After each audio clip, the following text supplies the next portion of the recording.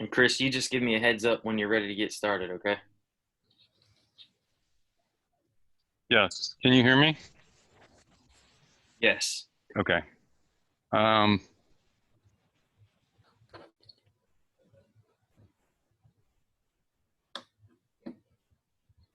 think I'm ready to go.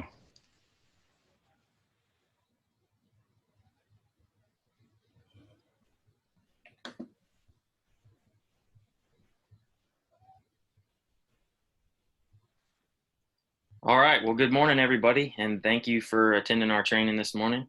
We are going to be focused on the erosion fundamentals this morning, and just a reminder that training will be from 9:30 until 11:30.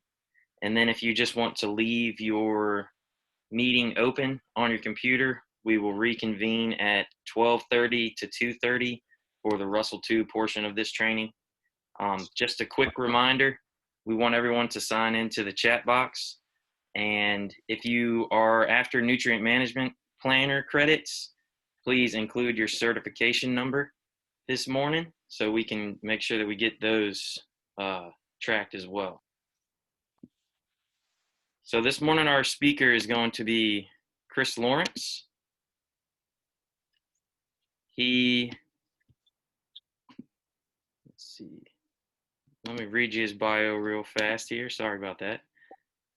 Chris Lawrence has served as state cropland agronomist for USDA, NRCS, and Virginia since 2004.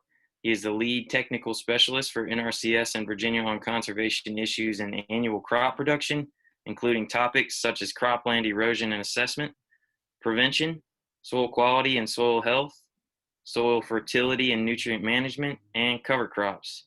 He also has 5 years of experience as a Virginia Cooperative Extension Crops and Soils agent in 2 regions of Virginia. Chris earned his master's from Virginia Tech in Crop and Soil Environmental Sciences in 2000. And as we're going along this morning, if you do have any questions, make sure that you type those into the chat box, and we have some time built into this training to make sure we get those answered. So with that being said, I'm going to turn it over to Chris, and thanks for joining. Well, thank you very much for having me. And I want to really hats off to the association and all the folks who are manning the technical levers in this process. I am just the presenter. If you have any, if you have any issues with sound or not able to see what I appear to be talking about, please use the chat otherwise let us know. So let's jump into this presentation. I'm going to start with an introduction, the natural place to start. And you will see a lot of pictures of erosion, soil erosion and degradation as I go through here. This picture happens to be from Iowa. I did not take it myself. A lot of pictures in here are pictures from Virginia, either taken by me or by other folks. But let's start by talking about our goals for this morning session and plan of action. So I'm going to try to use my pointer here to help us see where we're going. But what do I hope to do? My goal for this morning and both sessions today is to help you better understand, prevent, and even reverse soil degradation, right? That's what I hope to do. The approach I want to take, the strategy, what I hope to share is a mix of information. I'm going to try to weave together some technical information, some practical advice from a lot of years of trying to help folks with RUSLE, with erosion assessment, et cetera, and hopefully a little inspiration as well. There's going to be a lot of material that I'm sharing, but I'm going to highlight 2 really important messages that I hope you will remember. And by the end of this morning, and especially by the end of the day, hopefully these will mean something to you. They may not mean that much to you right now, but the first take home is be a planner, not a robot. The second is go beyond T, manage for C. And we'll talk a little bit more about the second one here just coming up. But let me just say something about being a planner, not a robot. Some of you are hunting for a certification that you have proficiency or at least have been trained in RUSLE2. I'm going to tell you, RUSLE2 I think of as a little bit like it's just a tool. But to use a tool properly, you really need to think a lot. And the analogy I'm going to use is if you go to the doctor, you know, there may be someone an intake person who gets your temperature and fills out a questionnaire and gets your vitals. And they have a bunch of numbers, but does that mean they're able to give you the diagnosis that the doctor should give? And RUSLE2 is the same way. I can show you how to crank out numbers in RUSLE2 pretty fast, and I'll do that this afternoon.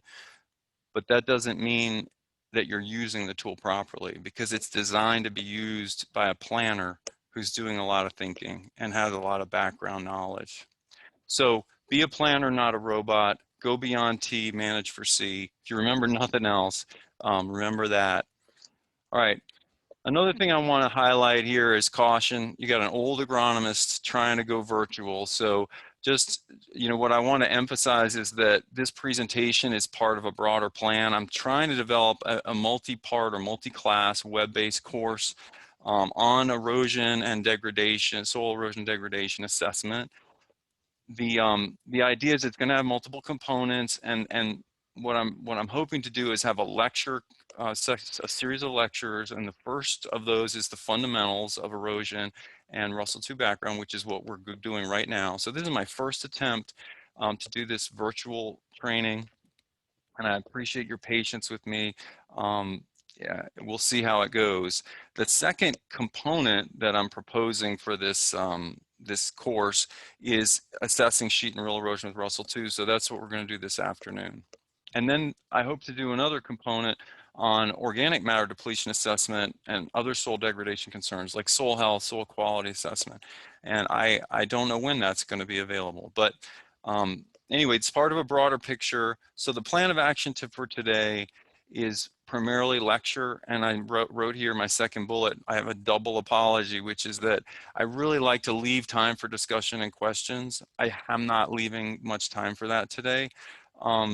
At the same time, we can't cover everything today. There's just a lot of information, but we have a couple hours morning, couple hours afternoon. We're going to do what we can. Put your questions and comments in the chat box. If there are a lot of comments, a lot of feedback that you want to talk about stuff, I'm glad to come back. We can schedule additional sessions. I think that's the beauty of this virtual environment, is it doesn't take that much for us to schedule a chance to get back and talk to talk about this. This is being recorded. A little bit scary for me. We'll see how it turns out. But the hope is that even if I go quickly, if you say, you know what, there was some valuable information there, there'll be an opportunity for all of us to go back and review what's there. So thanks for your patience with me as we dive into this. Thanks for your patience with the technology. And hopefully you're seeing the pretty pictures. This is, again, not one that I took. I think in Virginia, maybe the chocolate milk coming off of that field, right, going into the creek, it wouldn't be quite so rich and dark. This is probably from an area of the country with a darker soil than what we have. I say darker, higher organic matter at the surface. But we get plenty of chocolate milk coming off fields in Virginia, and I may have some pictures from Virginia to share. Okay, so moving on, the next section of this introduction, I want you to be aware of where you can find some resources and information, documents I'm going to refer to today, and that you can refer to when you need it. So the first thing I want to highlight is that most of the documents I'll refer to today are loaded on the Virginia NRCS FOTG, right? That stands for Field Office Technical Guide. And there's about 30 documents there in this section of the FOTG. So I'm going to, I want to show you I'm going to try this, and I'm trying to get multimedia on you guys, so let's see how this works. But the FOTG, Field Office Technical Guide, it can be accessed online. So I'm going to go there right now, and you're probably seeing that I'm choosing Virginia, okay? And it's taken a moment.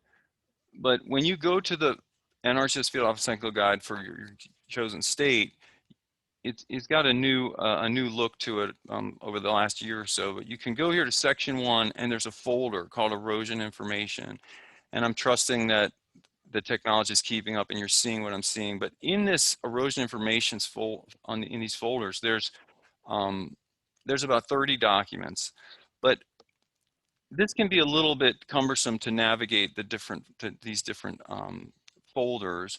So I think an even better approach, I'm going to go back to my slide, is I have created a Virginia NRCS Erosion Resources Index. So as I'm describing here in the second bullet, it's a one-stop gateway to all of the above documents, and it has descriptions of them. And then you can hot link from this one PDF to all of the 29 documents, okay? So what I did is I sent you the link to this Erosion Resources Index in the chat, okay, for today. And if you go to the chat box and I encourage you to save the link, okay, to bookmark it or save it to your favorites or whatever. I did update this document ahead of today's class, so if you had a link to it previously, that link is no good anymore. This is the latest link. And when we get through this class, I will make sure that, you know, if the link is updated again, I'll be sending that out to the all district listserv. So that's the first idea. If you want to find information, Erosion Resource Index, you can go to that. Excuse me, if you want to find erosion information from me and things I'm going to talk about today, you can go to that index. Now, I wish I'd done this sooner, but it is what it is. There's a document, or there's two documents I think it might be useful for you to go to while we're in this session.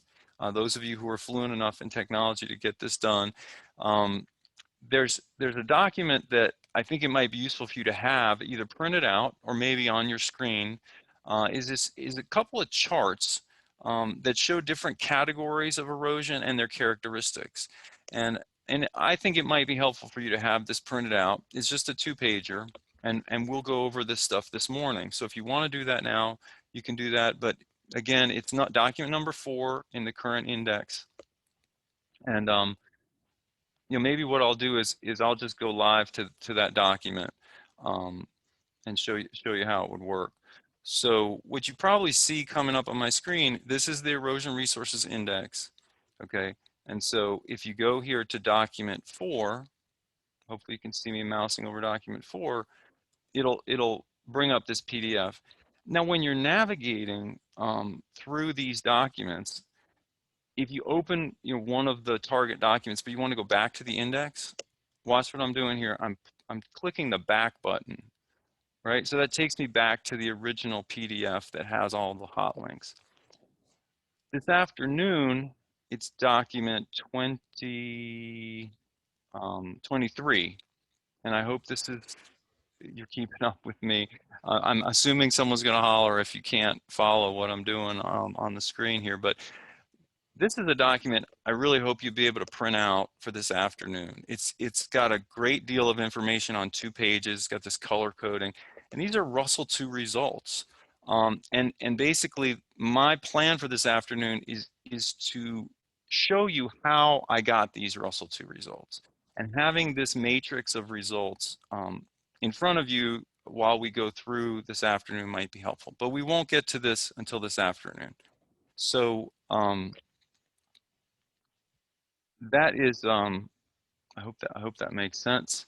I'm going to jump back to my PowerPoint, and I can skip these slides.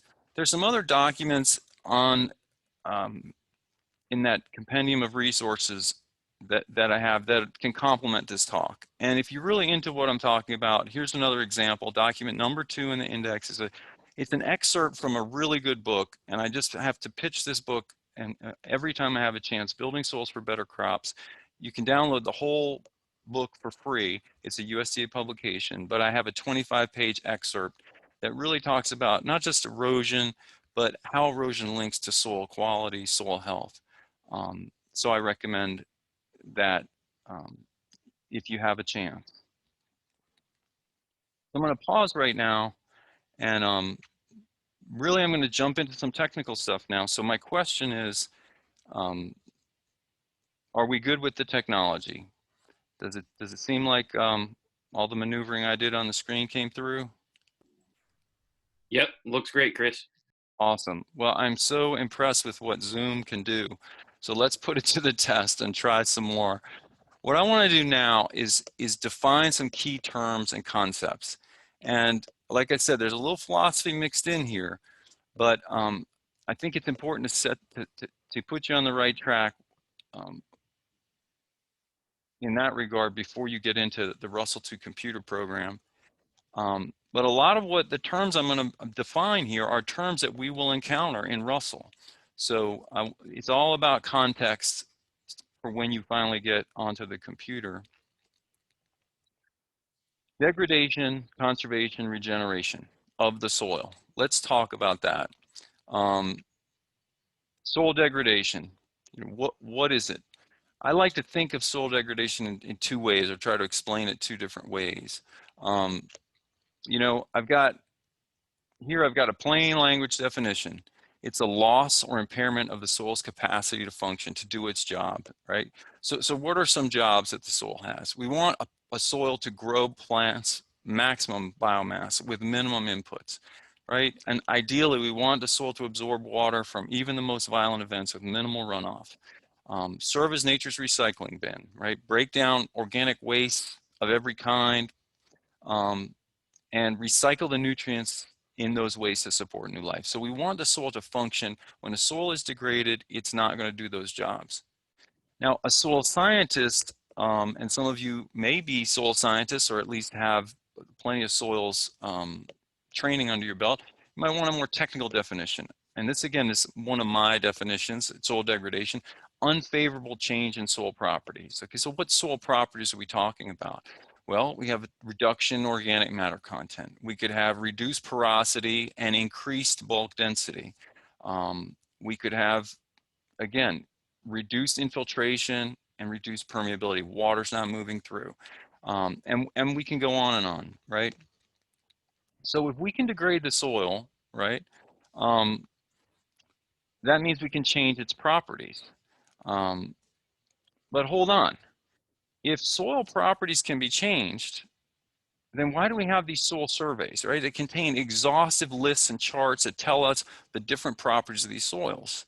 I mean, if soils can be changed, degraded, maybe, as we'll talk about later, improved, well, these soil surveys don't change. So how does that work? So we need to focus here on a new concept for some, but for many of you guys, it's going to be, you instinctively kind of understand this.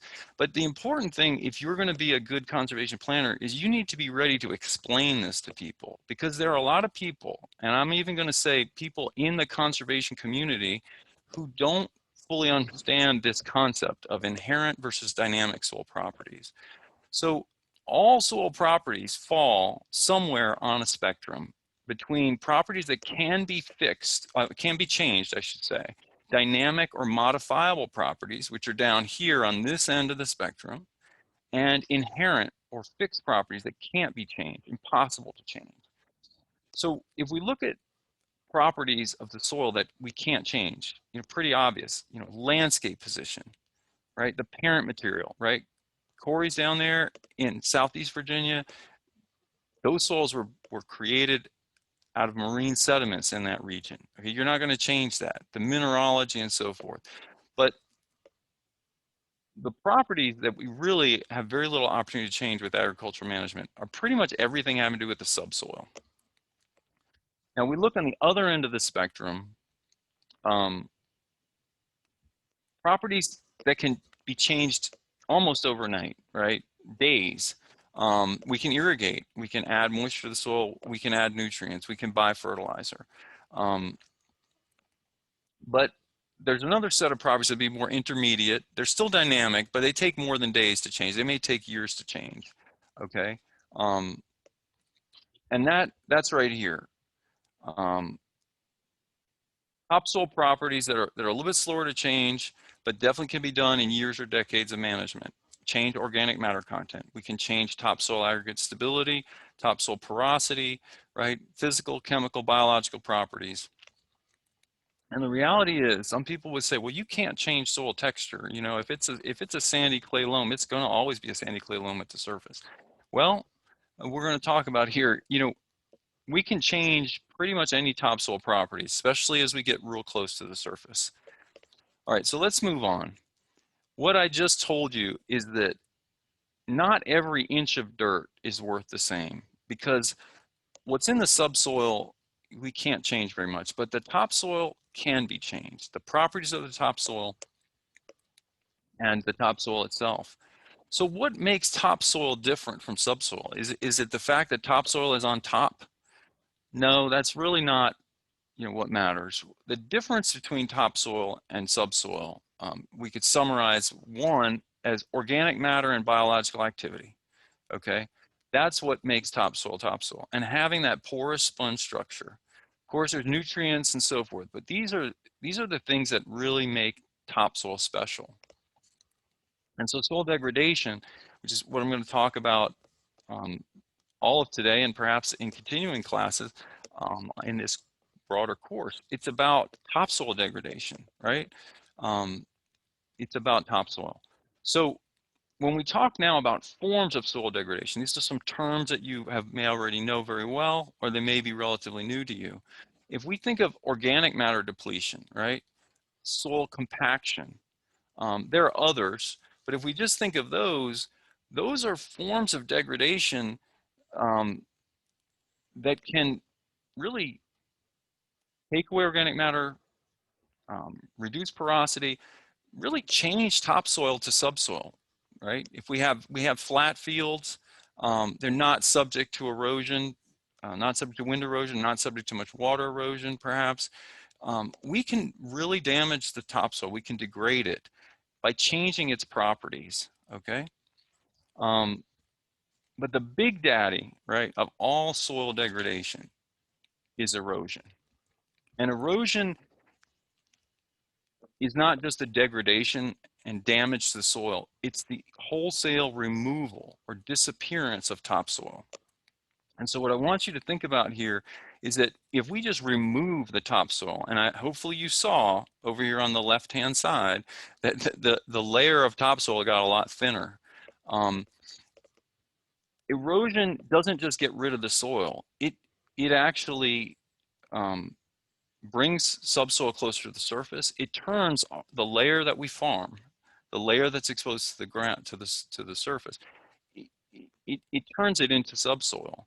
And so eventually, and so organic matter depletion, soil compaction, they are inevitably linked to erosion, if you understand what I'm saying. So erosion is a complex of issues because we're not just getting rid of losing soil, we're making what's left behind more depleted in organic matter, more compact, lower in nutrients than it was before. So here's a reality check, right? And I just changed this line up here at the top. This is where we are today in Virginia and in a lot of places.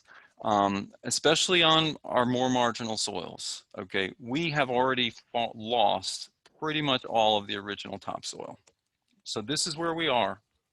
And so it's especially important that we preserve what topsoil we have. And this is the term conservation, right? We're gonna save the topsoil we have. But what I wanna highlight here is that that's where we are today, but this is where we can go tomorrow. And some of our farmers and some of you guys are already on this path. It's regeneration, right? Where we can go tomorrow. And you might have noticed that this topsoil layer right over here this topsoil layer is now darker and thicker than it was, because we can not just conserve the soil, we can go beyond maintaining essentially a degraded condition, right? We can restore and renew. To do that, we have to, though, go beyond just tolerable soil loss. We have to go beyond T and manage for C, and we have to build organic matter. So soil health, right? Regenerative agriculture, these are buzzwords, and some people may be a little cynical about them. I am not, because I understand that there is true potential, and it's an exciting thing for farmers, and I believe for conservationists like us. But what I'm crossing out these degradation forms here, because what I want to emphasize is that you cannot restore the soil and improve it until you stop losing it. We have to eliminate erosion, go beyond T, manage for C. And so this is all of what RUSLE is about, is helping us understand how we're doing and where we're going with that. So last image, here's side by side, two soils farmed by the same farmer. He's growing peanuts and corn on one side, conventional tillage and even fumigation. On the other side, no-till, continuous corn and beans. 30 years, these are the kind of differences you have in soil.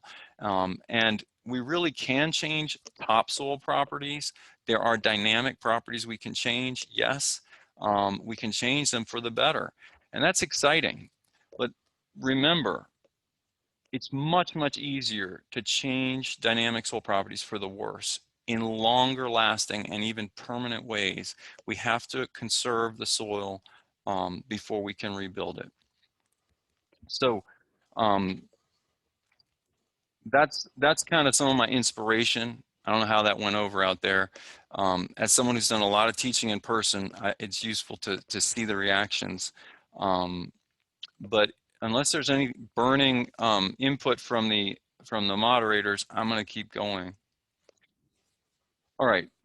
So I'm going to try to arm you with some concepts that hopefully will be useful, as you move forward, not just with RUSLE, but as a conservationist. The first is that we need to think about erosion as a three-part process, okay? The three parts are detachment, transport, and deposition. And the reason this is important is that if we truly want to reduce or even eliminate erosion, it's very hard once the genie is out of the bottle to put him back in. And so what we want to target is stopping detachment of soil particles from the soil matrix, right?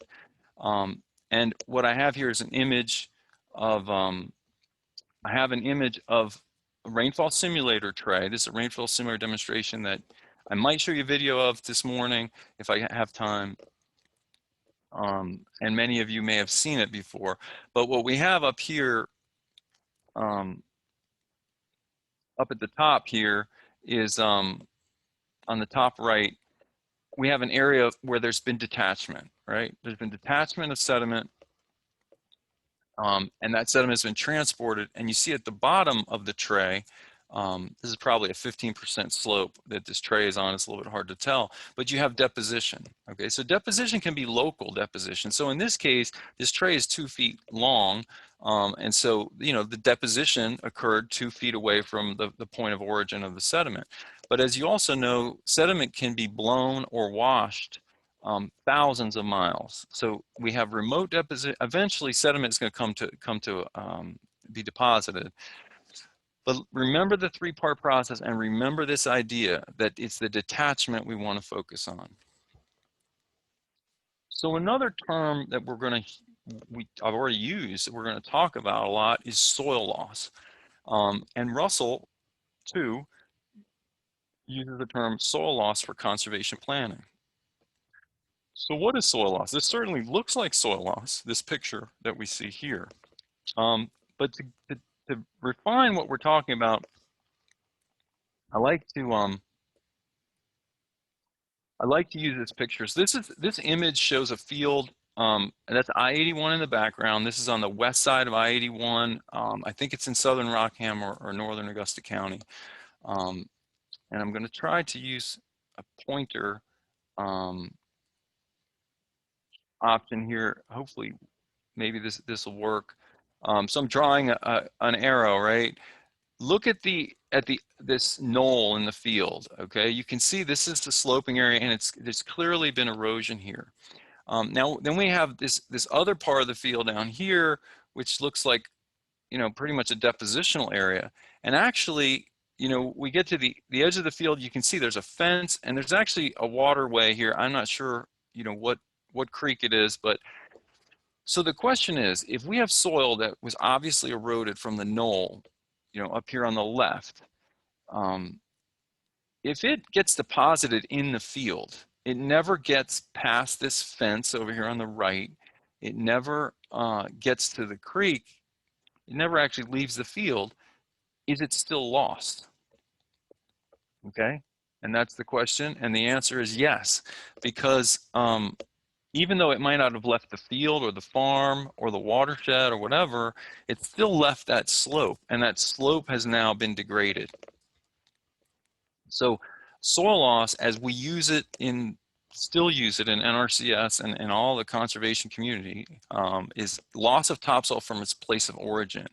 And so the real focus is what we call on-site impacts, right? Is the loss of productivity and function. And this is a key metric we use in conservation planning, right? It's the most important output of RUSLE2, soil loss for conservation planning expressed in tons per acre per year. And you think about that, it's the amount of soil that's detached from the slope and is transported away. Soil loss really, that whole idea, it doesn't worry too much about where the soil goes to. Now, I'm going to contrast that with sediment delivery, but think about this. Many of us are paid due to water quality or environmental protection type of funding programs. And yet, when we talk about soil loss here, I'm telling you that the soil loss we're talking about and the tool we have for modeling it is focused on the productivity and impacts upslope. Now, sediment delivery is a different term, and it comes up in RUSLE, and but it is a function and an output of RUSLE that I discourage you from using. It doesn't get you that much further down the road in terms of conservation work, but I want you to know what it means. Sediment delivery is the idea of assessing how much sediment is going to be delivered to a particular point, right? So maybe that point is here. Now, maybe that point is here, right? Trying to draw again. These are my kindergarten quality arrows that I'm drawing, but the idea is sediment delivery is more about how much sediment is getting to a particular point. So, RUSLE has some capacity to model how much sediment is delivered, let's say past a filter strip. It's an advanced function of RUSLE. I don't recommend using it. I don't teach it. But I just want you to know that what this is about. So, sort of hammer this home, in NRCS, our soil resource concern, okay, and our associated tools, when we talk about soil erosion, it has always been, and technically it remains focused on the amount of soil that's missing from the slope, the amount of soil that was detached. And it all goes back to the original founding principles behind our conservation organizations, the local soil water districts and NRCS, formerly Soil Conservation Service, was about protecting the soil and its capacity to function. Now, how much gets to the creek is a different question, and RUSLE really doesn't answer that. But we will talk a little bit more about the implications of reducing erosion for water quality. All right, soil loss tolerance, T. Normally I'd ask how many folks out there can define T, and I might ask you to define it for me. But we're not going to do that today. I'm going to define it for you. soil loss tolerance is the maximum rate of erosion that can occur and still allow crop productivity to be maintained economically and indefinitely, okay? That's one of the definitions.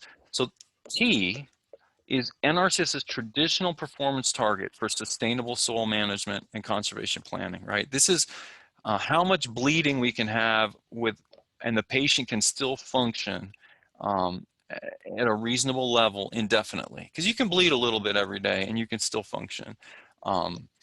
It is what we call our planning criteria for both sheet and rill erosion and wind erosion in NRCS. So let's get into some details. Each soil series, right, and there are tens of thousands of soil series that have been defined and mapped across the United States. There's many, many hundreds in Virginia, has been assigned a T value, right? It's expressed in tons per acre per year. And the idea is that we are going to assess how much erosion we think is happening from water erosion or wind, and we're going to compare that to T, right? How are we doing? Are we sustainable? T values range from 1 to 5 tons per acre per year, right? That's what I've got in my third bullet down here. And you know, one of the questions I'll come back to, which is it's a good thing, practical thing to know and be able to talk about with your growers and colleagues is, you know, what is the depth of 5 tons of soil spread over an acre? And we'll leave that question for later, but again, think about it. If T values range from 1 to 5 tons per acre per year, on average, even under the best case scenario, right? We're saying that on average, you can't afford to lose more than 5 tons per acre per year. Then it would be interesting to say, well, you know, how thick is that? Can you afford to lose a piece of paper's thickness, or is it a quarter? You know, or is it, you know, or is it the thickness of a 2x4? Can you afford to lose that every year? How thick is it? We'll get back to that. But this is the way to think about T, all right? I'm giving you an example here, and hopefully you see a graph. And it's just a simple graph showing predicted soil loss values for a 6-year rotation, all right? So you got to imagine we have a 6-year rotation of different crops, and some of the crops are more soil friendly, you might say, and some are less, right? So some of the crops have more tillage than others. And what we see in this diagram is that, you know, right here, right, year 3 and year 6, we have a relatively high amount of erosion. We've got almost 12 tons for year 3, right? Almost 12 tons for year 3. And we've got a little under 8 for this year, year 6. The tolerable soil loss for this scenario, right, this soil type happens to be 4 tons per acre. So we've exceeded our T value, right, in 2 out of 6 years. But if we average it out,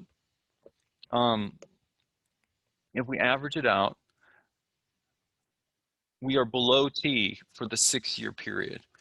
And this is another important concept, right? A traditional concept of soil conservation management or soil conservation is that you're going to have some crops and you're going to have some management that is going to be soil degrading. But if you can offset that with enough soil building or low erosion years, then the soil is going to be okay for the long term. And that's what we're talking about, right? We're talking about the long term. So the answer is yes, all right? Is T a value of 4 achieved for the overall rotation? The answer is yes. A little bit more about T from the beginning. T has always been a best guess. The T values were set by expert panels in the late 50s and early 60s, okay? And they have been revised, but there's been no new research to validate these. So there's a lot of folks who now believe that these T values are not low enough, that they allow more bleeding than the patient really can sustain. However, they're the best we have to go on, and I'm saying that, you know, I think they still have a lot of practical value. So I think I'm switching to a laser pointer, and I'm circling this point right here. They still have major practical value. But how does you know, again, many of us are focused on water quality today a little bit more than maybe protecting productivity. So how does this, the goal of getting soil loss to T relate to sediment delivery to water? Look, it's obvious in general, if you have less erosion from a farm field, you're gonna have less sediment delivered to water, and you're probably gonna have less runoff. I mean, it's good for the water for a field to have less erosion. Even if we can't necessarily measure or correlate how much sediment is getting to the water, it's you know, it's still a good thing. But we need to emphasize that when you are running RUSLE and you're comparing soil loss to T, this is not a measure of water quality protection. So I'm going to emphasize, you know, that what happens after your detached sediment. Remember, the genie is now out of the bottle, right? We have chocolate milk, and I use that term because, you know, once we have soil and water, it has it in Virginia. It takes on that nice chocolatey milk color. What happens to that dirty water depends on what opportunities there are for that water to sediment to be deposited between the field and the water body. So here's an example, right? I just want to highlight T, and ultimately the assessments we're going to do today are not water quality assessments. They are soil conservation assessments. Let's say T is 5 tons per acre per year, right? That's our target, right? And our soil loss estimate is 3 tons. So this is our estimated average annual soil loss is 3. So T is achieved, right? We're doing good. But if your field is, as I'm showing you down here, right? If the field, basically the bottom of the slope is, and any runoff goes right into the creek, well, you're still contributing eroded soil to the creek, even though you've met T, right? We're saying from a production standpoint, the soil is, in theory anyway, right? In theory, we have sustainable management of the soil from a productivity standpoint. We may not have a sustainable situation from a water quality standpoint. Here's a contrasting example. Let's say T is 3, right? So it's a more conservative T value. Our soil loss estimate is 6 tons per acre per year. So we're at 2T, right? We're double T. We're not achieving that target for sustainability. Well, that's not good for the soil, but if we have potentially miles of buffers and woods and other opportunities for that eroded soil and you know, the runoff to infilter into the ground, it may be that the creek will never see any of that. So just emphasizing T, what it means, what it doesn't mean. Let's jump on to some soil erosion math, okay? We're going to talk a lot about inches and tons, and I think it's useful to have some numbers in mind, especially as conservationists, you're out there trying to explain some of this to people. So I want you to look at this picture, right? This is a pretty ugly scene, and some of you know Steve Groff. This is his son, who's a grown man now, so this is taken a while ago, but this is on a neighbor's field up in Pennsylvania. So we have this nasty looking gully that probably formed, you know, last night from this humongous rain event. And so, you know, the question is, how much soil was lost from that gully? That's an interesting question. But when you look at this soil, or this site, take a closer look at the ground in between the corn rows. You know, I think an even more interesting question is how much soil was lost from the surface of this field? How much topsoil was removed in a sheet from this field? So, you know, some of us don't remember even why we took math, but you know, here's some useful math. So, you know, how much soil was lost from a gully with average dimensions 5 feet by 5 feet by 100 feet? Let's just say we have a 100-foot long gully down the middle of a field, something like that picture. About 113 tons. Okay. Now let's assume this picture we just looked at. Let's just say it's a 10-acre field, and whether it was this one event or maybe it's multiple events over time. But let's just assume we had lost 6 inches of topsoil from a 10-acre field. Now, if you take 6 inches of topsoil off of a field, you may, in this case, you saw a lot of rocks. In some cases, you won't really notice it. It sounds like a lot, but you may not immediately notice it. It may be a lot less noticeable than that gully. But 6 inches of topsoil is 980 tons per acre. And on a 10-acre field, that's almost 10,000 tons of soil. So this highlights, these can be useful numbers when you're talking to folks about, well, I have a gully, but I don't see any other washing. Sheet erosion can take a lot of soil off of a field. If it took about 50 years to lose 6 inches of topsoil across the field, then the math would show you that you lost about 20 tons per acre per year, or maybe 4T, right? So you can start to use these numbers and this kind of math to put this in more real terms. And I encourage you to look at this a little bit. And that takes us back to the question I brought up before. What is the approximate depth of 5 tons of soil spread over an acre? It's about 3/100ths of an inch.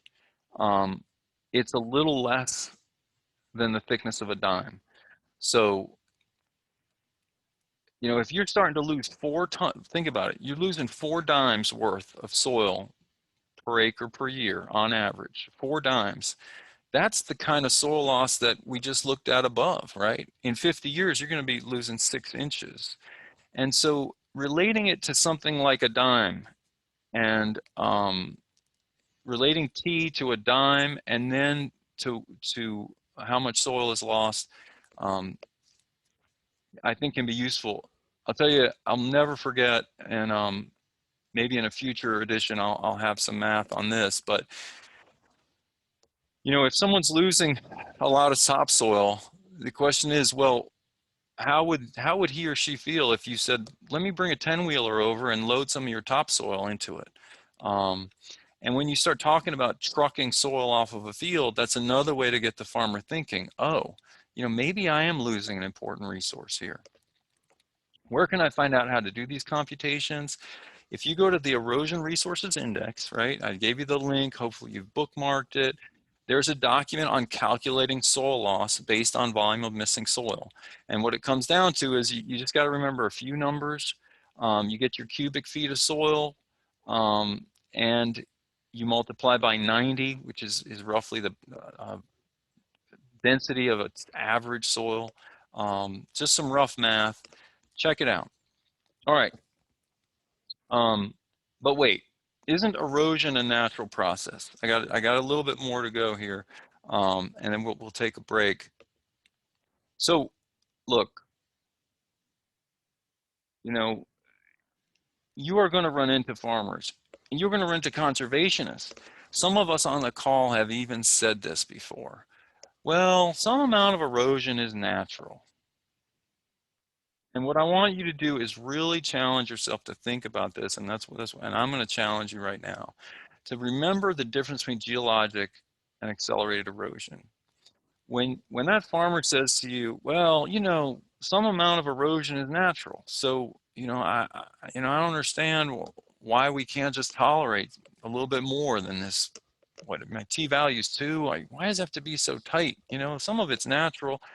And you think, and that farmer or whoever's making this point is going to talk about examples of natural erosion. And what is the example that everyone is going to refer to? Yes, the Grand Canyon.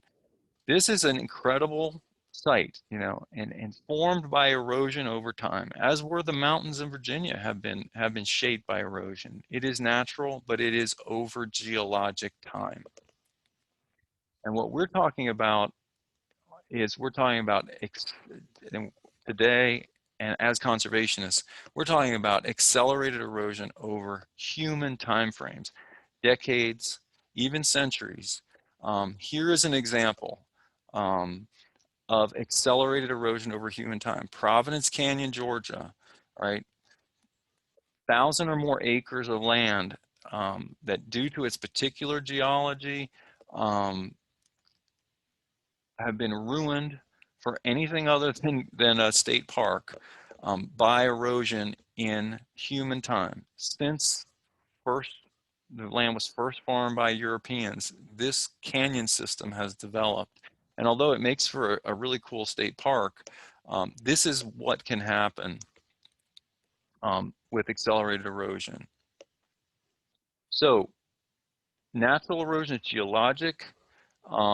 You know, when you ask yourself, what is a reasonable average annual rate of erosion for Virginia cropland in its natural state, which would be in perennial vegetation, really the answer is zero from an annual average rate. And so think about this: erosion on Virginia agricultural land. You know, it may be inevitable. It may be necessary, accepted, or even acceptable. I mean, we're going to grow food.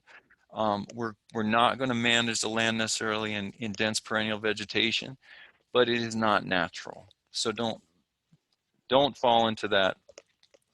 So I have a last topic here as we approach the halfway point of this presentation.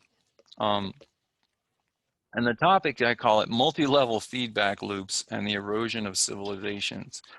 So what is this about? Well, you might remember me highlighting Building Soils for Better Crops, which is one of the books that's referred to in that Erosion Resources Index. I have an excerpt posted, but you can find a link there to the whole PDF where you can Google it.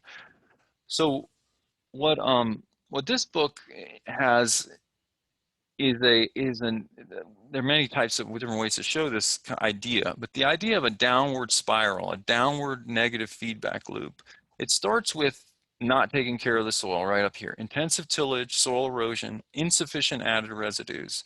And what that does is it decreases organic matter, it breaks down aggregates, and as the soil properties are degraded, right, as the soil's capacity to function is degraded, the soil actually becomes more and more vulnerable to erosion. So it's a little bit like your own health. You get run down, you're less able to resist, you know, other diseases or problems, right? And as organic matter is lost, then we start to see crop yields reduced. It may take a while, okay? And over time, we even get here to hunger and malnutrition. So when you think about soil degradation on a one farm or on a field scale, right? Over time, the field erodes and it becomes more erosive, more erodible, I should say, and its productivity drops. And maybe there's an economic impact over time, maybe even on the next generation.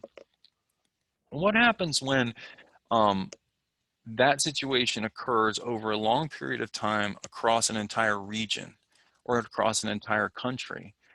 You have hunger and malnutrition, not just on one farm, but perhaps a whole nation.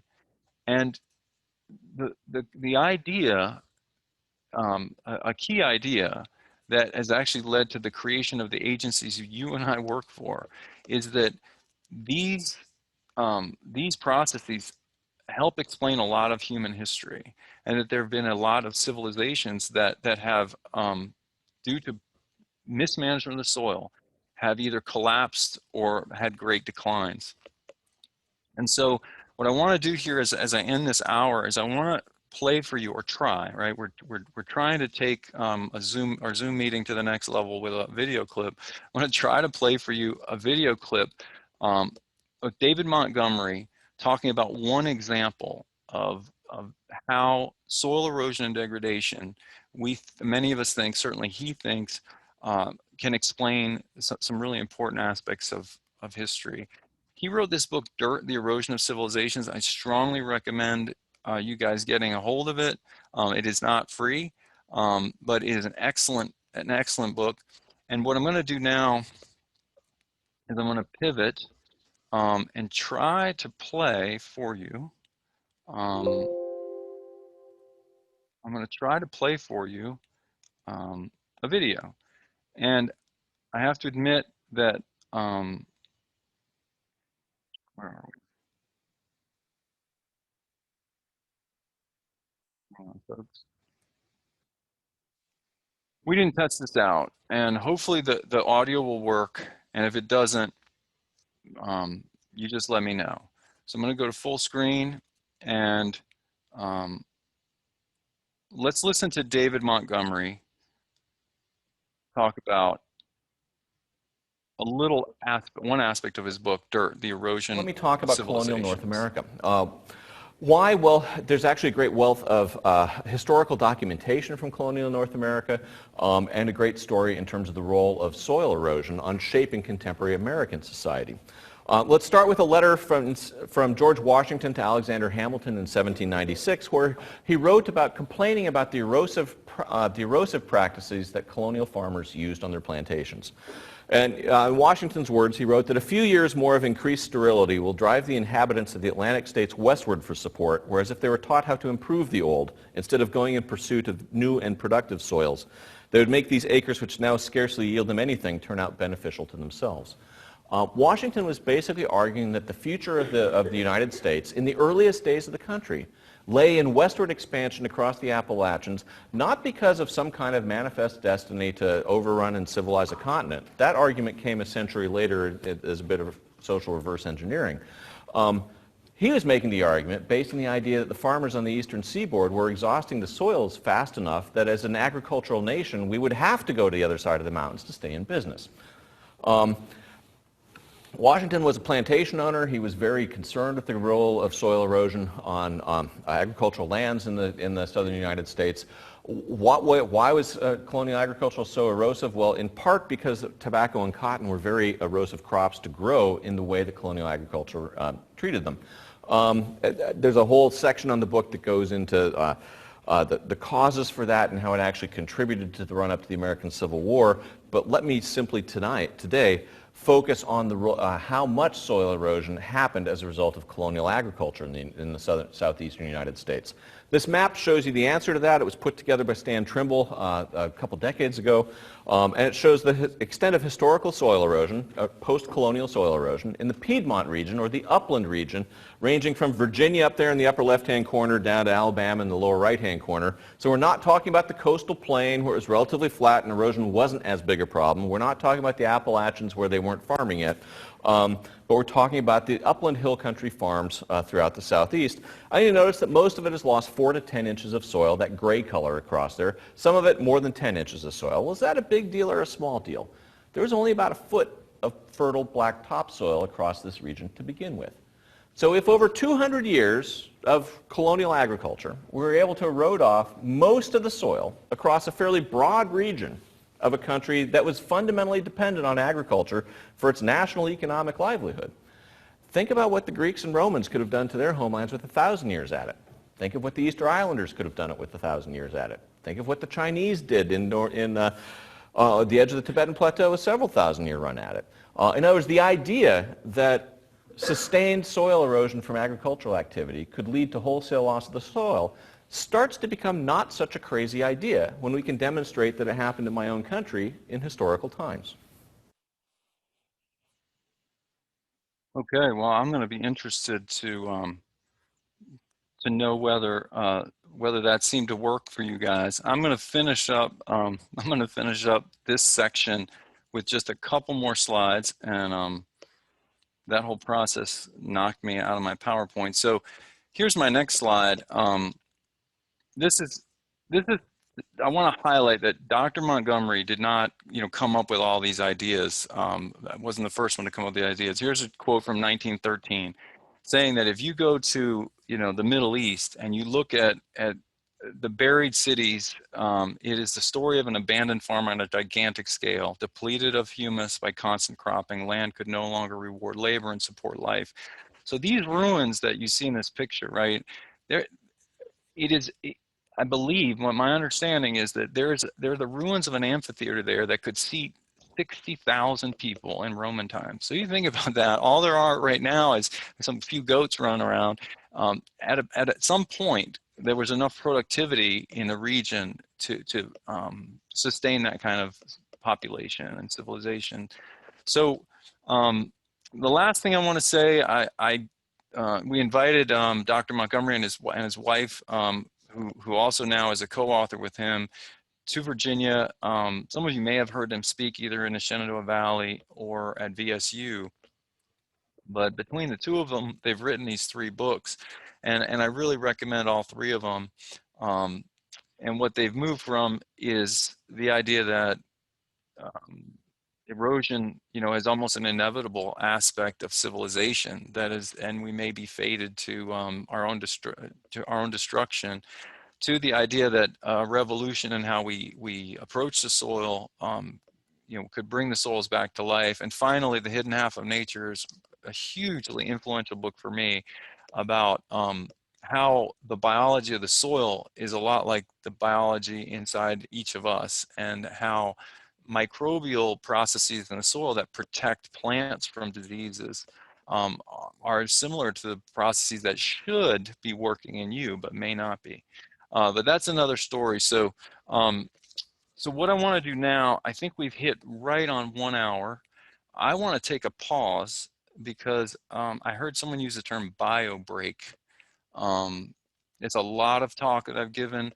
I think I'm going to take 5 minutes from right now to I'm going to start my stopwatch right now. Take 5 minutes for those who need to get a drink of water. Could it be me included to take a bio break? I'm going to come out of my PowerPoint and I'm going to just ask if there are any questions. I can take a few questions at the moment. There are no questions in the chat box. So moderators, how are we doing with the technology? So far, everything's moving well. Watched the video just fine, and the sound was perfect. Well, I'm so grateful to you because you're making it easy for me. And I don't know if it's your magic or the magic of the company you've gotten the subscription from, but it's working well for me. Good. So I'm gonna, like I said, I'll give folks a few minutes here since we've been in for an hour, and I will be on the line. I'm going to let's see. I will still be here if someone has a question or comment. But I'm going to wait a couple more minutes before we resume and talk about erosion categories and characteristics.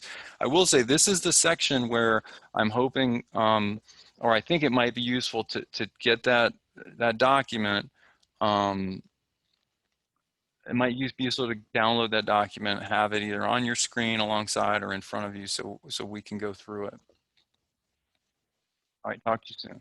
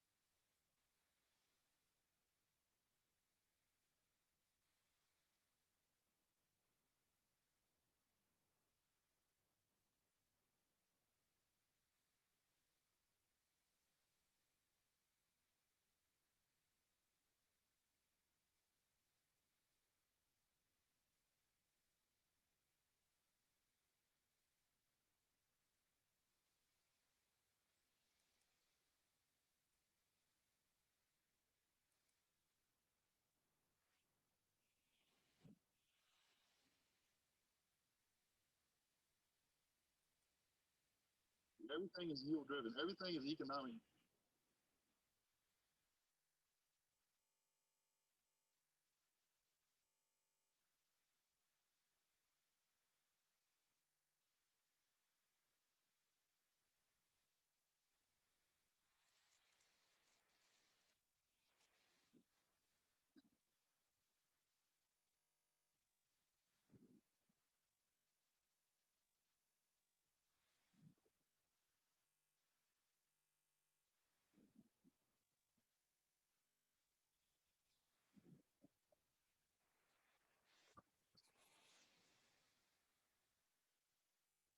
Okay, folks. So by my watch, it's been 5 minutes, or maybe even 6, and I've got 10:37 on my the clock on my computer. So what I want to do now is talk about erosion categories and characteristics. I gave you some philosophical stuff, some historical stuff. What we want to do now is talk about some processes, right? And you know, one of the questions is why. Well, some of you are here to learn about how to run RUSLE, and RUSLE does not model or try to explain all of the different forms of erosion that are out there. So one thing we need to do is figure out what forms of erosion are subject to are valid, or is RUSLE valid for modeling, and which ones aren't, and so forth. So what you should be seeing in front of you right now is this Erosion Resources Index, and I'm going to click on document 4, right? And I may toggle back and forth, but the first thing I want to show you here is this table 1, general erosion categories and characteristics, right? And you'll see the first column, erosion category, and for instance, we have wind in the first row. The agent or source of energy, that's doing the detachment and transport, intense wind. What region of Virginia is it a concern on, right? Coastal plain, especially eastern shore. And like I said, I'm not going to just walk you through this table. I'm going to show you some pictures and give you some explanations, right? But my idea is that this section of my presentation is essentially trying to convey to you, explain to you what's in this chart, right? Table 1, or what's in this document. Table 1, general erosion categories and characteristics. And then as we go to the second page, right, we're going to take a much closer look at water erosion, the different categories of water erosion and descriptions of them. So at this point, I'm hoping that maybe you have this document printed, or you, if it is useful for you, you can maybe have it downloaded or open on your computer and refer back to it. But at this point, I'm going to jump back into my PowerPoint, and I am going to, again, if there's any issues, moderators, let me know. Let's talk about erosion categories and their characteristics. So table 1 in the handout, there are 4 major ag erosion categories that we think of for cropland in Virginia: wind, tillage, and then 2 forms of water erosion: sheet and rill and gully. Okay, so this is actually, it's a prior version of the table that we just discussed. Let's talk about wind erosion. This is a map from USDA. It's not a new map, but an older map of traditional areas of concern for wind erosion. And what you see is there are some areas of concern in the eastern United States. The key concept with wind, right? I want you to think about driving down a dirt road that, you know, if it has just rained, how much dust blows around when you drive down a dirt road? None, okay? Because dust will only blow, soil will only blow when it's dry. And so when we think about, you know, areas that are vulnerable to wind erosion, let me get my laser pointer out. Okay, this area right here, there's a line here across the Great Plains, because here's where we start getting to arid parts of the country, right? That's why that's a big part of why that line is there.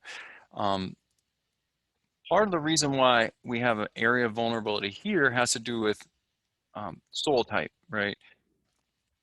Remember the concept of a three-part process of erosion. Whether it's wind or water, we have to have a detachment component. And one of the keys to wind erosion is we have to have a low aggregate stability, right? We have to have soil that doesn't hold together very well. And that, when we have soils that are bare on big open fields in the coastal plains, and they've had a fair amount of tillage, they have low aggregate stability, you know, from their management. But because they're sandy soils will fall apart much more readily. And so that is why we have a traditional area of concern for wind erosion in the eastern, in the coastal plain. There's a picture, I think, from Isle of Wight. One of the ideas is that we don't have anywhere near as much clean till agriculture in Virginia as we used to. But I know it can still be an issue, especially on the eastern shore. But remember, wind erosion is only a problem when the soil is dry. So we can have bare soil and we can have a wind on that bare soil. But if it's not dry, then we don't have wind erosion. The purpose of highlighting this is to emphasize that wind erosion can be a concern in Virginia. It can be, but I'm not going to spend hardly any time talking about it today. The goal is for you to just take home a few ideas. It is only a concern on the coastal plain, especially on the eastern shore. It can be a real major concern there, particularly land that's fallow in the wintertime, and let's say ahead of potatoes, for example, or after a late crop of vegetables. It can be a real concern. The problem sites not only are fields that have low aggregate stability, but they're big open fields. And again, winter is a key time. Wind erosion is generally easier to beat than sheet and rill or water erosion. And if you think about it, you know, you can be protected from the wind pretty well by a pretty thin, you know, by a pretty thin bush, right? But that same level of protection is not going to, or that same level of cover is not going to protect you very well from water. So it's easier to beat wind erosion than water if we've got good cover to protect our soil from water erosion. Then we're going to have wind beat. The same management principles apply. We do have a tool for predicting wind erosion. The official tool for NRCS is the Wind Erosion Prediction System, or WEPS. And I can help folks run it. I don't use it very frequently, but it's out there. And also we do use T as our quality criterion for erosion. The last thing I'll say about wind erosion is that farmers have a real incentive, especially in some of the clean till crops that are high value, like let's say cotton or maybe even vegetables. They have a real, very short-term incentive to stop wind erosion because of sandblasting of seedling plants. And so that's something to keep in mind. Water erosion tends not to have an immediate impact on production, but wind erosion can. And the threshold for a, you know, for a vegetable, a seedling, it can be damaged by wind erosion and sandblasting at a very low level of movement of soil. So that is, I guess you could say, one thing in our favor. I want to make you aware that wind erosion is an issue. It can be assessed. And actually, if you go back, just talking about wind for another moment, if you go to the resources index, there are a number of links at the end of the document to more information on wind erosion. Now, you don't hear much about tillage erosion, and I'm only going to show you one slide, but I want to highlight something that's in the book, Building Soils for Better Crops, and it is kind of makes sense. Unlike wind erosion, this is something that's going to typically happen on ground. It's only going to happen on ground that's got some slope to it. It's the idea that in the absence of any water or wind or any other agent, if you lift soil, it's going to settle back down further downhill if you're on a slope, particularly if you're plowing up and down the hill, right? tilling up and down the hill. But even if you're plowing on the contour, so this is another thing to think about. And what you're starting to hear me say is, this afternoon we'll run RUSLE2 and we'll get some numerical estimates of how much soil is being eroded. But there are other forms of erosion out there that RUSLE2 does not think about, and this is one of them. So at this point, we've quickly moved right past wind erosion and tillage erosion to water erosion, and we're going to talk about some water erosion processes. And what I'm proposing to do is just to continue through these slides, and then maybe you're looking at the charts and looking at what's in there, and we'll go back to those charts at the end and make sure I didn't miss anything. But now I'm shifting over really to table 2 in the handout, right? The second page of that handout, where these 4 different forms of water erosion that we see on cropland in Virginia are compared and contrasted, right? And the way I'm going to approach this is I'm just going to sort of start at the beginning of the erosion process, if you will, with a drop of water, a raindrop hitting the soil. Remember how important I said the idea of a 3-part process is. Okay, what is the detaching agent? You know, in wind erosion, the wind picks up particles, right? But how can the wind dislodge so many particles? Well, what the wind does is it causes the first sort of the first flight of particles to bounce across the soil surface, and those bouncing particles hit other particles. And so we have this cascade of particles hitting each other. But that is how the wind erosion process works. How does the detachment process work with water? For the most part, on side slopes, on the planar surfaces that are most crop fields are made up of side slopes or you know, flat areas. Those surfaces, the detachment energy is coming from raindrops, particularly raindrops, large raindrops from violent storm events. Okay, so it's high intensity storms that tend to do much more detachment, and the raindrop impact is the key. So what happens? The raindrops pound the aggregates. Let's say we have bare soil, pound the aggregates or little tiny clods of soil into their component sand, silt, and clay particles. Those particles, as the first sort of layer of water goes into the soil, those particles clog the pores and there's nowhere for the water to go. So we get this puddling effect. And once we have water on the surface, if we have any slope at all, it will start to move. And so we have the formation of pedestals, right? And this is one example.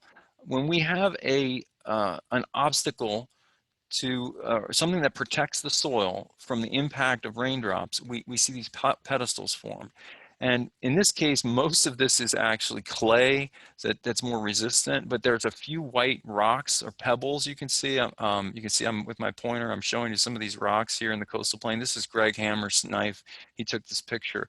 This is a great illustration of how erosion is driven by rainfall, raindrop impact, and detachment processes. If there was a lot of erosive power from water running off of this, it would have undercut these little pedestals. Here's another example from the coastal plain. And, you know, there's my pen from the Holiday Inn Express in Exmoor. And there is, because that's where I always stay when I'm over there. This is another pedestal, and what it's showing us is that when we have sheet erosion, we can have the removal of a thin layer of soil across the entire surface, and unless you have some sort of reference point, such as this shell, right? Some reference point, it's very hard to recognize that this has occurred. It's essentially an invisible process. And here I'm going back to this image that I showed you before, this is simulated rainfall, simulated erosion, or actual erosion, but from simulated rain in a rainfall simulator. And one of the characteristics of soil that has had sheet erosion is little rocks standing up by themselves. And it's very unnatural looking. And even a lot of conservationists do not recognize that this kind of pattern is evidence of recent sheet erosion. And of course, we have some deposition down here at the bottom. So here's other evidence of sheet and rill erosion, right? This is in with fill, and we used to do a lot of these trainings of this type in person and go out to the field, and hopefully we'll be able to do that. But you can see here a concept that is many decades old, the idea that the evidence of erosion, right, is the absence of soil. Clearly there, and coarse fragments left behind, right? And that's what I'm seeing, because who would pour this concrete slab above the soil surface like this? So most likely we have had some form of sheet erosion over time here. So what happens, soil can be removed in a relatively uniform sheet from a field with the driving force, right, is the detachment energy from those raindrops. And then the sheet flow, you think of water moving kind of in, at least, in your mind, imagine water moving kind of in a sheet. That sheet flow, it does not have a lot of detachment power. It's, if you, this is something I've done, and maybe one day we can do it with you guys too, is if you can take a pan of tilled soil and you don't rain on it, but you put water across, pour water across it in a sheet and let it run onto that pan of water in a sheet, it has very little energy to detach. All it really has energy to do is to pick up and move particles that have already been detached. But nevertheless, as the sheet flow moves across the field, or in this case, a garden, you start to get these, wash patterns. And this is what we call rills, okay? So here's an example of a rill, okay? By no means do we have a swale or a drainage way in the landscape here. We just have some aspect of the microtopography that as that water started moving, it tended to concentrate there a little bit. Here's another example. Here's a picture I probably took. I'm thinking that this was in far southwest Virginia, but you can see, we have erosion uphill, and here between the corn rows, the water is concentrating some, but still, this is not a drainage way or swale or an area of concentrated flow. Really, this is an example of rill erosion. This is a more classic picture of rill erosion. Okay, and this, I did not take this picture. I think it's actually from Europe, but rills can be thought of as small channels that develop across a side slope, and they are generally parallel to each other. Okay, they do not necessarily reoccur in the exact same place. They're just a function of microtopography. So if this field was tilled smooth, right, and you had the same kind of rain event occur, these rills wouldn't necessarily occur in the same place. Okay. But it is sort of this. It is a component. It goes hand in hand with sheet erosion. So the rills, by no means are these rills likely the only type of erosion that's occurring here, right? There's also sheet erosion that's occurring, but that aspect of it is not necessarily visible at all right from the start. The rills are visible, but they can be easily erased with tillage. Or if there's a crop above, like when this wheat crop, starts to take off, all of this rilling action will be invisible underneath the crop canopy, right? And if you didn't see this, you might not even ever suspect that this kind of erosion is happening. So here's another picture of rills. I took this picture, I just thought it was interesting. These are parallel, small parallel channels across the slope. This is an example of rill erosion. Now, here is a classic image someone took. I think this is again from the Midwest. It's a USDA picture, and it shows these side slopes. I'm trying to show you with my with my laser pointer here, these side slopes where sheet flow, right, will tend to occur. And sheet and rill erosion are the forms of erosion that we would expect water to cause. But once water concentrates in swales or drainage ways, right, once water concentrates in the landscape, the runoff water is going to start to have enough energy that it can actually do some detachment through that flow process. Okay, and you can visualize this, but remember the idea that on the side slopes, detachment is primarily caused by raindrop impact. So if we're going to try to keep the genie in the bottle, right? We're going to stop detachment. We have to intercept raindrops. When we get into the concentrated flow areas, the water's going to have enough energy in those areas that even if there's no raindrops hitting those areas, we can have significant potential scouring and detachment. So this is a picture that I took in Virginia up in the valley, and you can see some evidence that there's some concentrated flow happening. Now, what I want to highlight is that unlike rills, over the years, I'm confident that this same pattern, right, this same beginning of a gully kind of situation is going to reoccur in the same place every year. That is a key feature that distinguishes rills from any form of gullying. So here's a picture again from one of my heroes, Steve Groff. He taken, I believe, of one of his neighbors' fields. His neighbors get a lot of pictures shown all over the place, and this was a long time ago, 2005. But you can see I'm going to use my laser point here to show this sort of S-shaped grass. I guess it might be a waterway.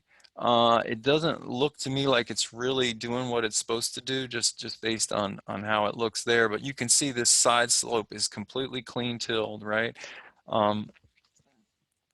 And that was October 5th, October 8th, he's saying that obviously there was a big rain event. And here we are not much later. Clearly there was a lot of erosion, and probably what happened is that grass waterway, which is no longer functioning because all the soil had been eroded around on either side of that grass waterway. It was probably extreme enough that it all had to come out. All right. So note this power pole here. The idea is, even though it's not dramatic, I mean, this is the drainage way. This is where there's a swale where the water comes together from this side of the field and this side, and from up here, it all comes together and starts running. And so here in November, they put some straw bales out, and I guess they reseeded this drainage way. And here we are in February, and again, I've noted the power pole, right? The idea is that the gully is going to keep coming back because it is a function of the macro topography. It'll come back in the same place. And of course, this can be tilled over, and that's what's probably happened here for many, many years, is that as long as it doesn't get so deep they can't farm over it, they just smooth it back out, and it is called an ephemeral gully because it's not long lasting. Now, and finally, I think this is the last shot. Here we see in March, you can see that it's not working, okay? How do we solve this? The way we solve erosion on these side slopes, we have to intercept raindrops, and we have to keep the soil better covered on top and a sponge underneath. But that's probably not going to be, and if we do that, it may help the gully. But depending on how big the contributing area is, how much water's flowing in here,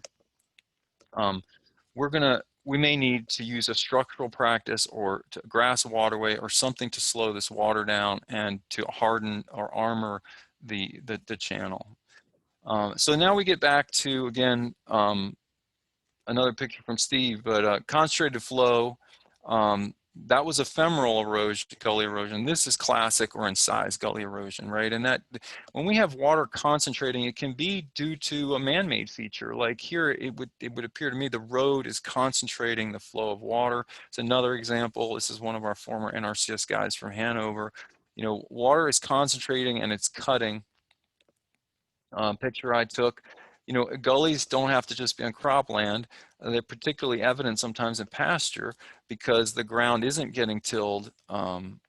Here's a particularly big one in Eastern Virginia, King William County. Hugh Markham, one of our former NRCS guides, that's a pretty deep gully in a pasture. So the last thing is sometimes we see this sloughing off, or I call them kind of blowouts on field edges. So it's head cutting at the edge of the field. A lot of times maybe the field goes just a little too far towards the woods, and there's not, when all that water is coming off the field, even here we have, you know, we have what looks like a long-term no-till. This case might not be, but all that water coming off the field is going to collapse the edge of the field. And so here's a shot I took, and you can recognize down here some corn stalks, or rather, yeah, corn plants, corn stalks. So this was all planted to corn, and this is a pretty big hole. You can see I don't know if that's me or someone else, but the shadow. This is a fairly big, you know, big hole. I would call this an example of concentrated flow erosion as well. It's not exactly a gully. And so as we wrap up this section, I want to emphasize the idea that it's going to be crucial for running Russell that you divide the landscape up into areas that are subject to sheet and rill erosion, side slopes where sheet flow occurs, NRCS sometimes calls it overland flow, versus areas where concentrated flow will occur. Because they're two fundamentally different processes, and you as a conservationist need to think, okay, these two types of erosion, they need to be thought of as separate. One, because I can't model gully erosion in Russell. We'll talk more about that later. But two, because they have fundamentally different solutions. And so the idea here is on the right-hand side, these are areas, you know, marked in black where gully erosion or concentrated flow erosion is happening, versus this white area that would be an area that'd be subject to sheet and rill erosion. And of course, this black hatch marked area, I'll get to this later, is a depositional area where erosion will not occur, and so we won't model it in Russell. So the key points here is that wind and sheet and rill erosion, you know, they really do cause widespread soil degradation. They are hard to see or measure in the field, even immediately after a windstorm event, even the morning after a major sheet erosion event. It is very hard to see, and it's almost impossible to measure in the field how much soil has been lost. So we need a tool to help us with that, and that's why we have these predictive tools. Concentrated flow erosion, gully erosion, it's easier to see, and it can be measured. How do we measure or quantify it? Well, I showed you the math, or I told you about the math, right? And I told you where you can find a worksheet. We quantify the volume of missing soil just by measuring the volume, and we quantify the quantity of soil. We quantify the soil loss by measuring the volume, and we can determine or estimate the weight of the soil that was lost. So in the Erosion Resources Index, there's also an Excel calculator that will do some of that for you. There's a link to that. So I want to move on to my next section here pretty quick, but before I do that, let me pause, and I want to go back to this table, and hopefully now I'm going to focus on the second page. Hopefully some of this makes sense. You know, if we look at sheet and rill erosion, you know, is it visible shortly after it occurs? I'm in this column right here. No. Is rill erosion visible shortly after it occurs? Yes, you can see it if you're out looking for it. There's no canopy, you know, plant canopy, you know, rows covering the making it harder to see. But if you smooth that field out with one pass with a disc, will you be able to see where it occurred? No. you won't. The other key element here is that sheet and rill erosion are that we can estimate them with RUSLE2. The answer to that question, can we estimate with RUSLE2? Yes, okay, and T is our benchmark or our target, our performance minimum that we're hoping to aim for. When we talk about gully erosion, it occurs in a different part of the landscape. Of course, the two forms of erosion work together to some degree, but we do not have a predictive model for predicting either ephemeral or classic gullies. And so that is yet another form of erosion that you have to account for as a planner, not a robot. RUSLE2 tells you nothing about that. And so T doesn't really apply either, right? So what we're getting at here is there are forms of erosion you need to account for in addition to what Russell will tell you. And the way to account for them is to go out and look. Okay, so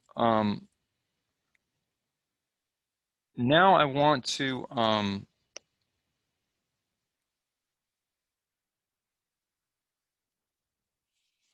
I have a lot of slides left, but I just think, you know, this is for me the best part of this presentation. I think it's the most important part. I might not get to some of the technical details, but I think this is worth considering. I call it the challenge of erosion and visibility. My theory, I have a theory of erosion and visibility. And that is this: sheet and rill, as well as wind erosion, they are largely invisible. There's a gradual removal of thin layers, right, from large areas. And it's very hard to see or measure. Also, they're caused by intense occasional weather events, right? I mean, think about it. Half the time, the erosion happens at night when you're in bed. And it's hard to be out there when it happens. It's very hard to set up long-term experiments. And ultimately, you know, we tend to, just as part of human nature, to forget the bad things, right? And so farmers will tend to remember, hopefully, you know, that they wouldn't be farmers. They didn't remember the good years, but the erosion events that they actually recognize often are put out of mind, and I don't blame them for that. One of the things that really, I think, convinced me that this is something to emphasize was an erosion, sheet and rill erosion research project by Dr. Charles Rushkowski at North Carolina A&T in Greensboro, North Carolina. So it's only 45 miles south of Danville, Virginia. And I want to share with you briefly some of his slides. And it's been many years since I've taken these slides from one of his presentations and been sharing them. He did a 6-year continuous natural rainfall study on a moderate slope, and the treatments right here, clean till versus no-till corn and soybeans, right? So conventional tillage versus no tillage, corn, beans, a very moderate slope. I've been out there to that site a couple times. And what he did is he tried to catch every drop of water that ran off of these fields. And here's a citation, Journal of Soil and Water Conservation, you see here in 2009. So this is what the research project looked like. You can see the slope. This is the conventional tillage plots. This is what the no tillage plots look like. And once he got the crop in play, planted, he'd set up these metal borders and a trough system that led to a buried pipe. And you would be shocked at how challenging it is, even in this very controlled environment. Plots are, the actual erosion plots are 12 feet by 33 feet. How much water you have to handle and how often you have to go out there. You know, it doesn't matter what day of the year it is. You know, when these tanks are getting full because it rained, he had to be out there. So did this continuously for 6 years. And that's some of Charles's animation I have not taken out. But I won't get into detail about how you have to homogenize the runoff water so you can take a subsample, and then that subsample has to be dried, so then you can measure the amount of sediment in it. It's a process, okay? Even if you're set up for it, sheet and rill erosion is very hard to measure. So what are the results? So this is how you read this graph here. You'll notice across the bottom, okay, we have 6 years of results and then an average. The yellow is the no-till, the red is the clean-till. On the vertical axis, we have soil loss in tons per acre, and you'll notice this soil type, at least by the book, is supposed to have a T of 3. So, you know, it looks pretty good. Year 1 and 2, we're hovering around T, okay? As far as the conventional till, the no-till is below T every year, right? The average for the no-till over 6 years is 1 ton.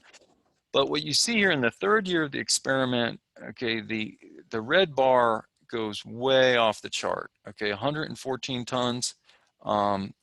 In the 6th year, it goes off the chart again, not anywhere near as high as 114, but we're at 74 tons. So the average for the 6 years is 33 tons per acre lost, which is about 28 times how much was lost in the no-till. Okay, so hey, no-till did a great job, right? And what I've added here is this very interesting point, is that in the overall study, right? So it's 6 years, it's a little more than 300 weeks, right?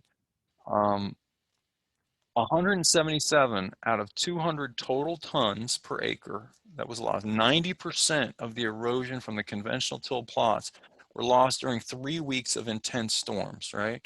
So it's 300 plus weeks of monitoring, 3 weeks, in other words, 1% of the time, we got 90% of the erosion.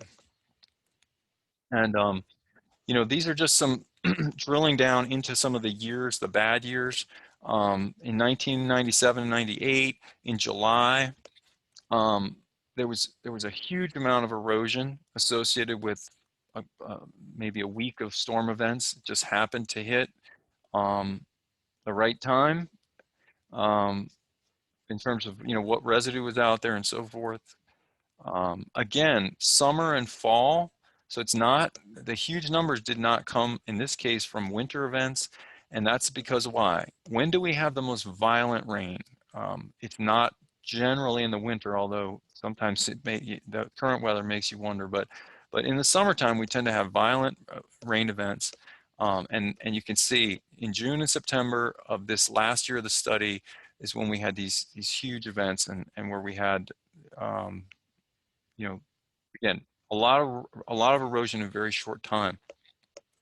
So I'm back to the original slide with the results. Same point, 312 weeks long study, 90% of erosion during 3 weeks of that study. So here's a question I asked Charles, is you know that he knew these plots really well, spent a lot of time out there. I asked him, could you see a difference after 6 years? If he lost, he measured about 200 tons per acre, replicated randomized plots. He measured 200 tons per acre of soil loss. Theoretically, an inch and 2/10 of soil thickness was lost over those 6 years, versus 7 tons, which is theoretically, you know, the thickness of about 2 dimes in 6 years, 7 tons per acre. And the answer was no. You know, this sheet and rill erosion is real, but it is primarily an invisible process, okay? And, you know, when we ran RUSLE, or we run RUSLE on these scenarios, RUSLE2 significantly underestimated the soil loss from the clean till treatment. So RUSLE2 isn't always right. Implications, you know, basically, you know, RUSLE is looking at weather averages. Perhaps those 3 weeks, there was some very, very unusual weather that you know, is out of line with the averages that RUSLE has in it. But one thing's clear, and I'll highlight this point again later. The probability of correct erosion prediction over a short time frame is low with RUSLE. if we focus on longer term averages, we have a better chance of getting it right. I'm going to skip over this. The point was that, 15 years ago, they were predicting climate change would make soil erosion worse. And I don't actually have any data, but we'd be interested to go back and look at whether the Soil Water Conservation Society's report in 2003, how close they were to correct. We could go back and figure that out. But these results from this study really had a big impact on me. And reading and looking around, my theory is that erosion is everywhere around us, and even us as conservationists, we don't see it. So I'm going to give you another example.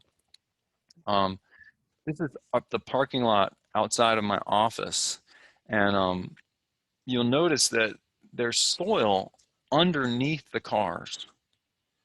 So, the question is, where did this soil come from underneath the cars? Well, it came from these islands, which have some bare soil. And my rule of thumb to you is that if there is bare soil, it's not a question of if, it's just a matter of when will you get some detachment, because we have that kind of rain in Virginia. Bare soil, you will get detachment, period. You will get runoff, and you will get some transport. And what this shows is that, the transport energy stopped dramatically under the cars. But I think what it's telling us is that a lot of soil moved across these parking lot, right?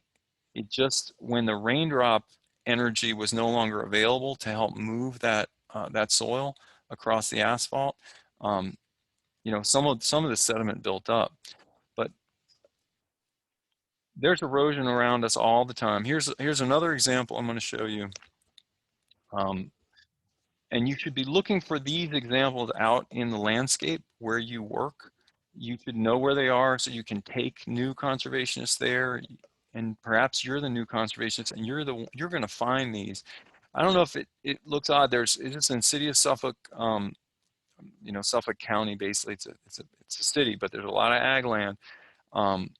There's a cemetery out there in the middle of the crop field, and it just looks a little bit odd. It seems like it's standing up a little off on its own. And then, meanwhile, at the edge of the field, the edge of the field seems higher than this landscape around it. What's going on? There's a little bit of a slope to go out there. Anyway, you get out there, and what you'll see is that the soil surface inside the cemetery is about a spade's length. The blade of the spade is about 18 inches. It might be 18 inches to 2 feet higher than the rest of the field. Remember this concept: the evidence of erosion is sometimes the absence of soil. My hypothesis is that there was, at one point in time, the soil surface was much higher, maybe not across the entire field, but certainly here near the summit where this cemetery is. And, a lot of times you'll hear folks say, well, soil the wind blew the soil so it accumulated up in that cemetery. Well, these grave markers are at ground level. So unless they were all moved, this is showing us that in 1838, the soil level is still the same, in that cemetery. So these are really interesting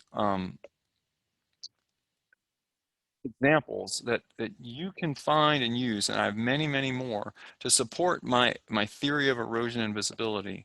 That's another reminder: who came up with this idea that sheet erosion was taking large quantities of soil in a way that was very hard to recognize, and that we might need a tool to help us quantify that process, so we can't really trust our eyes.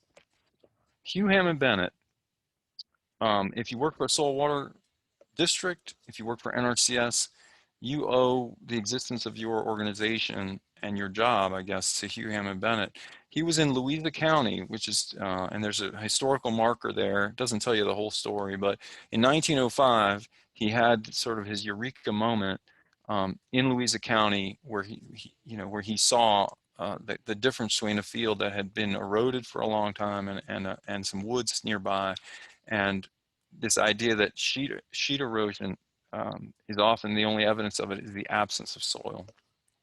So conclusions, erosion is everywhere but largely unnoticed. I'm saying that the models and even your own eyes, and especially the farmer's eyes, and we have to trust our farmers, they're the great observers of their fields, and they are crucially, their opinions and their observations are crucially important to us as as advisors to them. But we have to be skeptical about what the farmers and what our own eyes observe with respect to many forms of erosion, sheet and rill in particular, potentially wind, because it's invisible. Always assume erosion is worse than it seems, okay? I'm not saying that RUSLE2 is wrong. I'm just saying you really need to remember that there are other types of erosion out there, and RUSLE is all about averages, right? But our weather is not necessarily average, and maybe even less so now than it was in the past. So this is all a pitch for you to promote erosion prevention. Keep the soil covered on top, make it a sponge underneath. So I'm looking at my watch, and I probably have about 5 minutes before we end. I haven't gotten to part 5 of this presentation, which is a closer look at the inputs, right? The risk factors that play into RUSLE. And I'm debating how to proceed. One of the things that I have a lot of slides that I can show you, but I'm thinking that maybe the most effective way to use the last 5 minutes is to show you another video.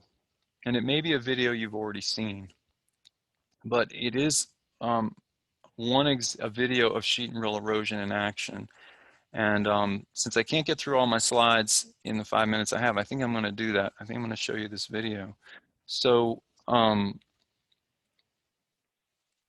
just to set it up, a number of years ago, we had a chance to make some movies here at Virginia NRCS. A movie about continuous no-till farming and a movie about, management intensive grazing. And the the movies were called Gaining Ground, right? So what I did here, it's 30 minutes, full length is 30 minutes. And really it's a story of farmers, but there's a little clip in here of a simple rainfall simulator demonstration. And what I thought I would do is just show you this clip. It's only a minute or two long. So I'm going to jump into that. Again, it's an excerpt from the Gaining Ground movies. So let's see how this works. To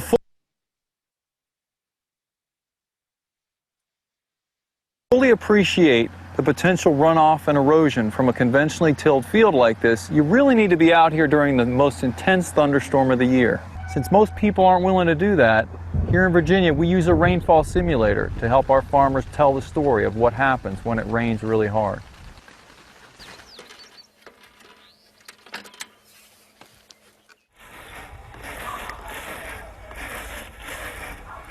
On the left, we start with a tray of dry, loose soil taken from a clean till field. On the right, we start with a slice of intact surface soil from a long-term no-till field. This soil is not only protected with a mulch of cover crop residue, it also has a stable, porous sponge structure. Years ago, as a kid, I remember, you'd get these big, heavy thunderstorms in the summer, and it would just wash the field, and you'd end up with mud down on the road. And I'm talking about mud that you'd go over there with a skid loader and scoop out of the way so the cars could go down the road. What I'm seeing now is I'm seeing these heavy rainfalls, and I'm barely seeing a trickle coming out of the field. After we simulate an extremely intense thunderstorm for 5 minutes, the differences are obvious. Most of the water we applied to this soil has run off into this jar, carrying away with it a thin but very significant layer of topsoil.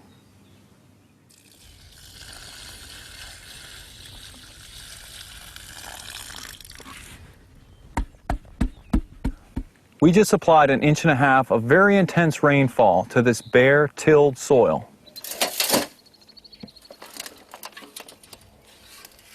Obviously, we harvested very little for future plant use.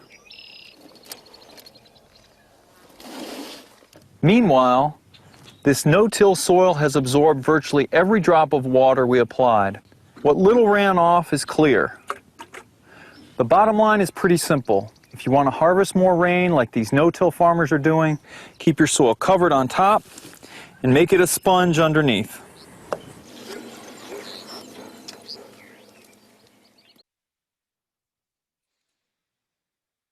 Okay, so I hope you're able to hear that. By my clock, it's 11:27, so we're coming. Whoops, we're coming to the end of let's see here. We're coming to the end of our time. You know, going back to thinking about that, what you saw in that video, it was an extreme example, right? But it was clearly a sheet flow situation, right? There's no concentrated flow. There's no drainage way in those pans. Very intense rainfall on a bare surface of a soil that was not a sponge, that had been tilled for a long time, versus a soil that had been managed to build up the sponge structure, organic matter, and was also covered with the armor, as our friends in the West like to call residue, right? Soil armor. So what you saw there was an illustration of sheet and rill erosion, and maybe we can refer back to it a little bit this afternoon.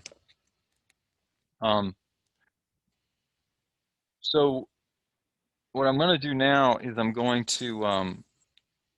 actually going to ask the moderators if there are any questions, and we will get back into some of this material this afternoon.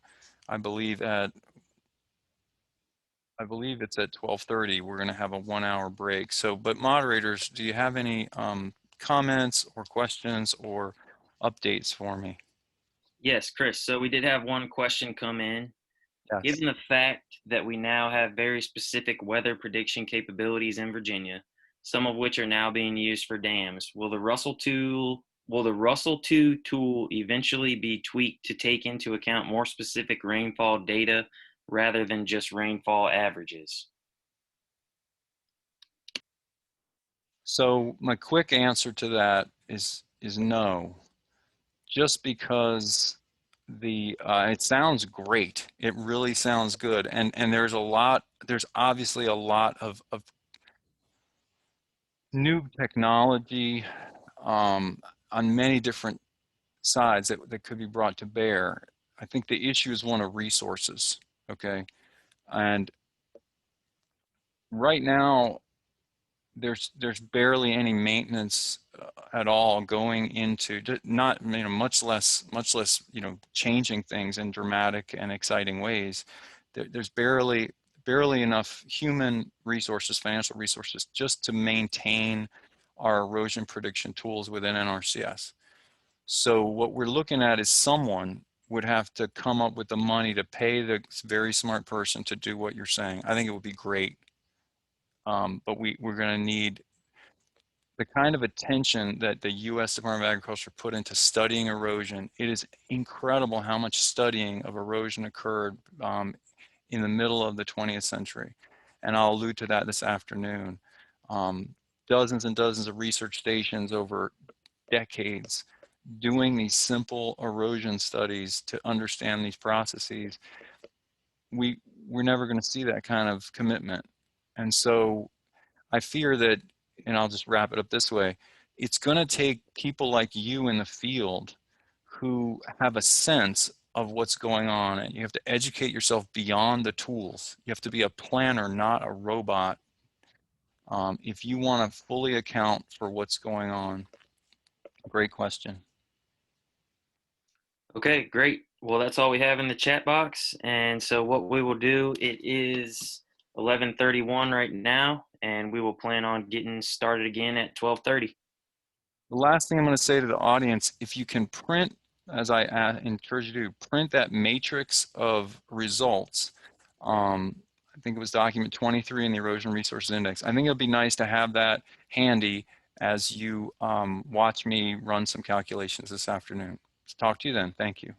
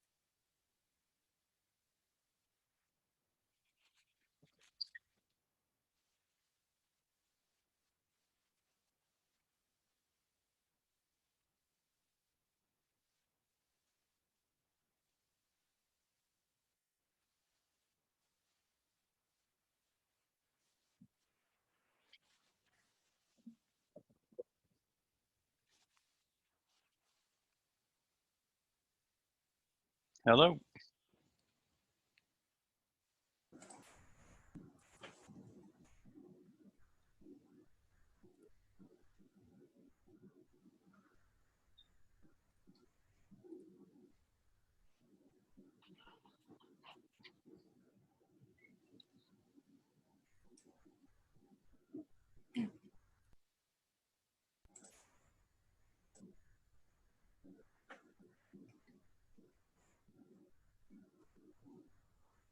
All right, everyone, it is 12:30. We are back online.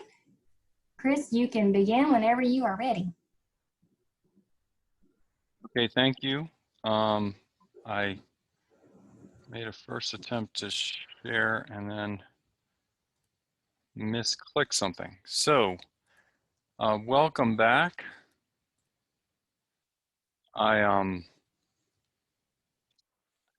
I really thank you guys for being with me this morning and for powering through to this afternoon.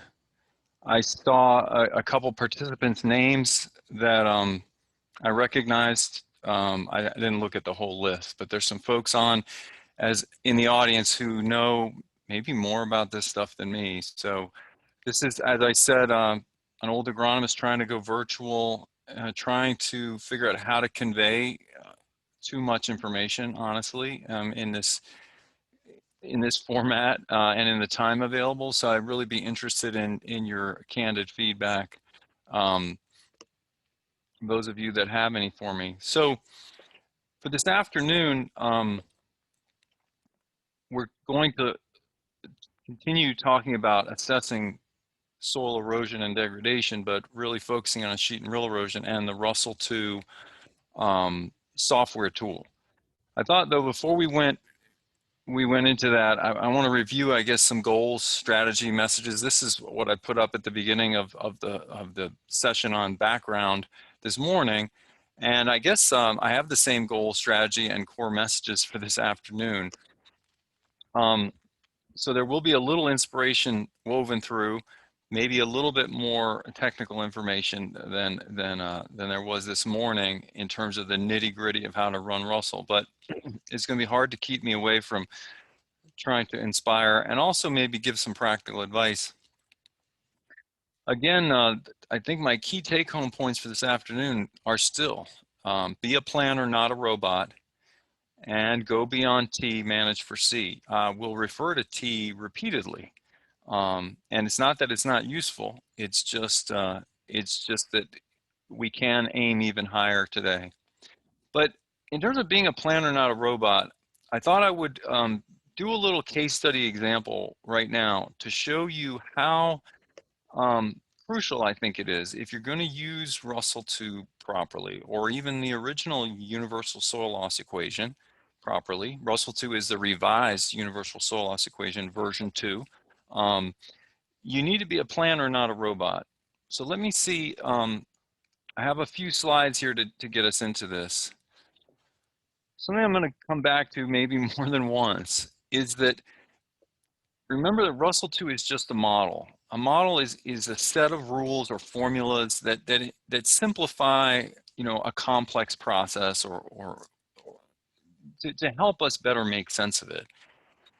RUSLE2 is very, has a lot of complex features and really some very impressive functions, but it's not a magic tool. It can only model a portion of the topography, and topography is going to be very important in predicting risk of sheet and rill erosion.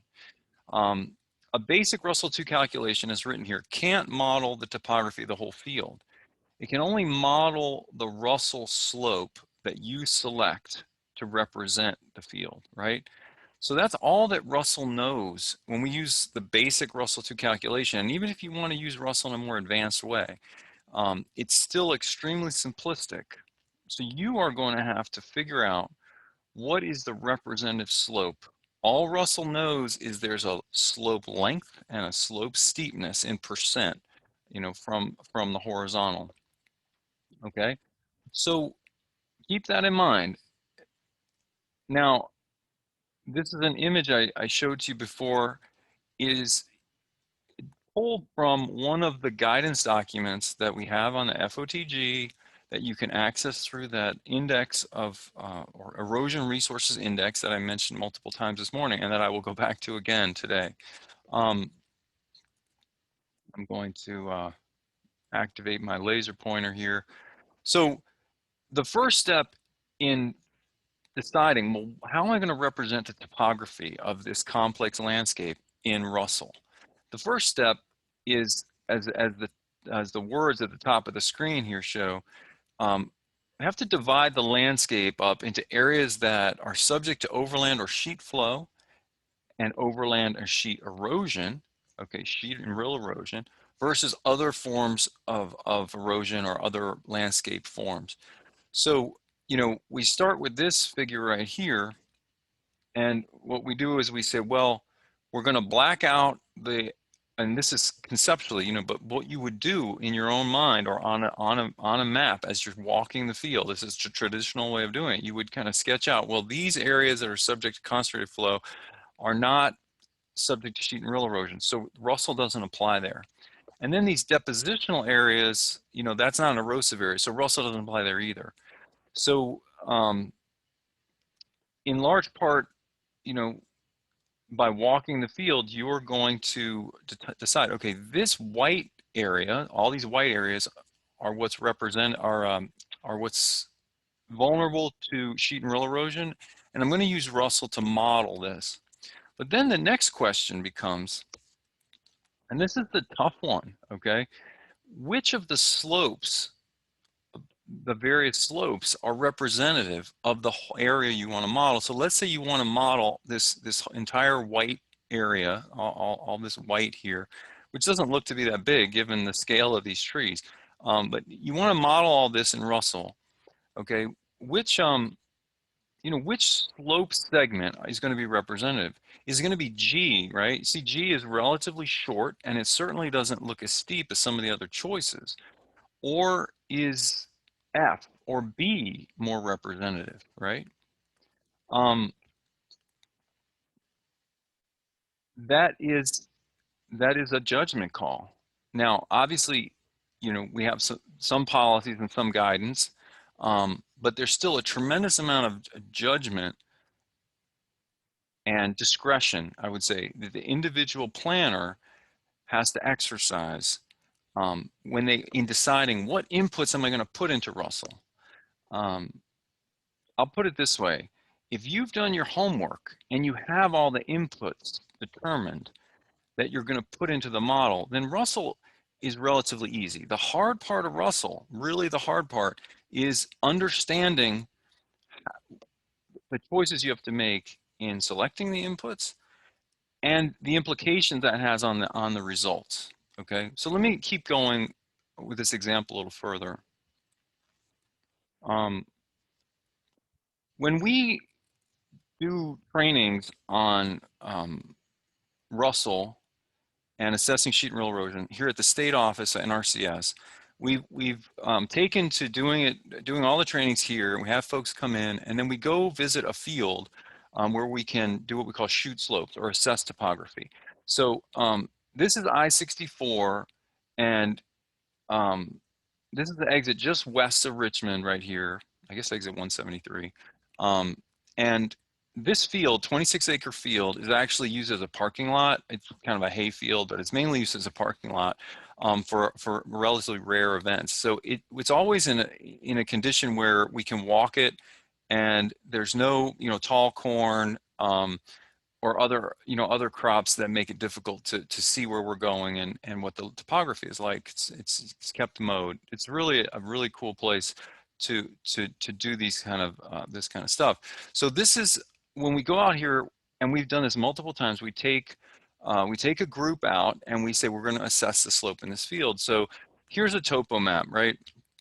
And if I'm not a map, I'm not a cartographer, but I already can, we already know, right? When these contour lines are closer together, we have a steeper, we have a steeper hill. And then over here, these contour lines are further apart. So it's not as steep, so obviously there's going to be some variations in topography.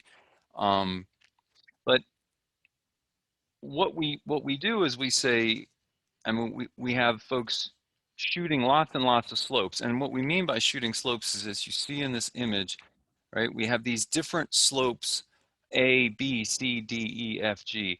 I mean, what the traditional way of figuring out what is a representative slope is not to spend all day picking one, but rather to walk the field a lot and to measure a lot of slopes and to write them down. And as you go, you get a feel for what's representative.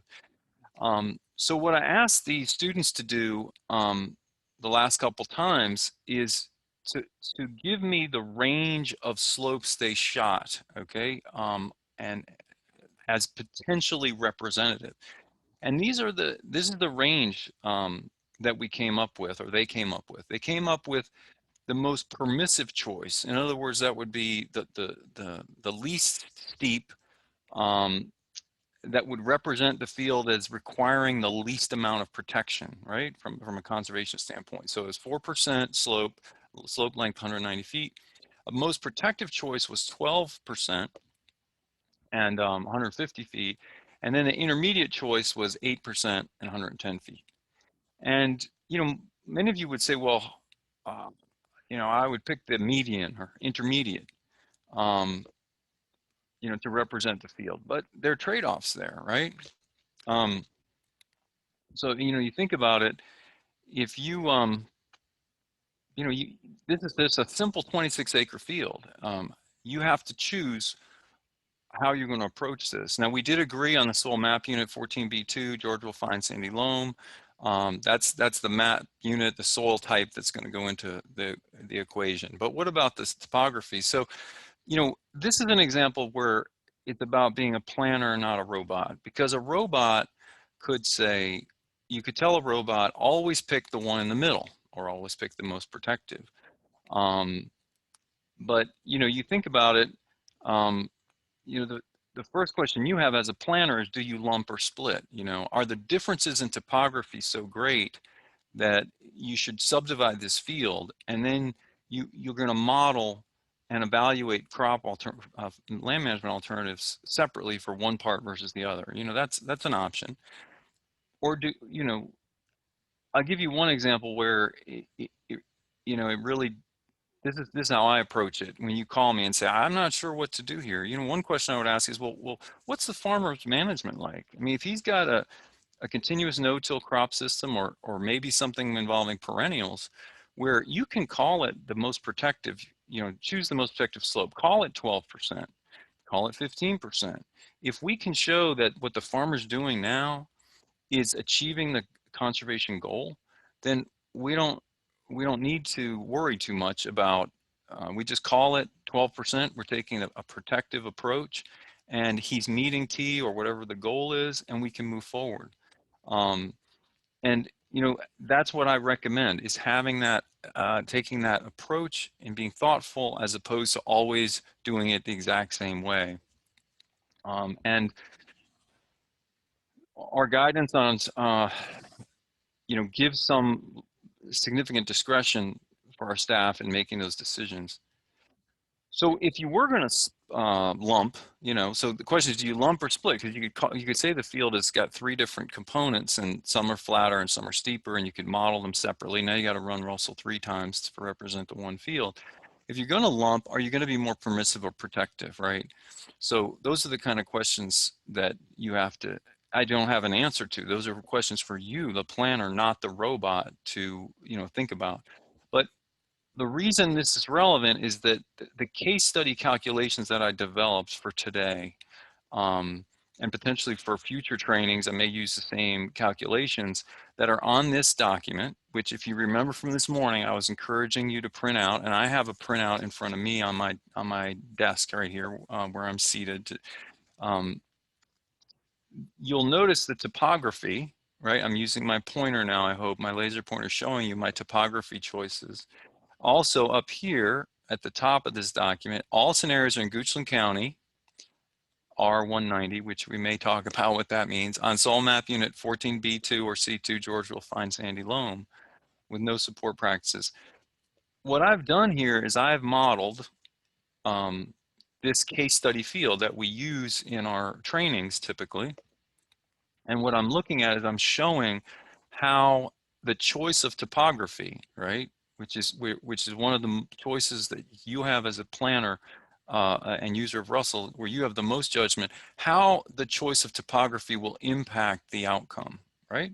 So that's some background, but it helps you understand, you know, how I got this, and also I'm giving you now an introduction to this document. So again, I will try to pull it up on the screen sometimes, but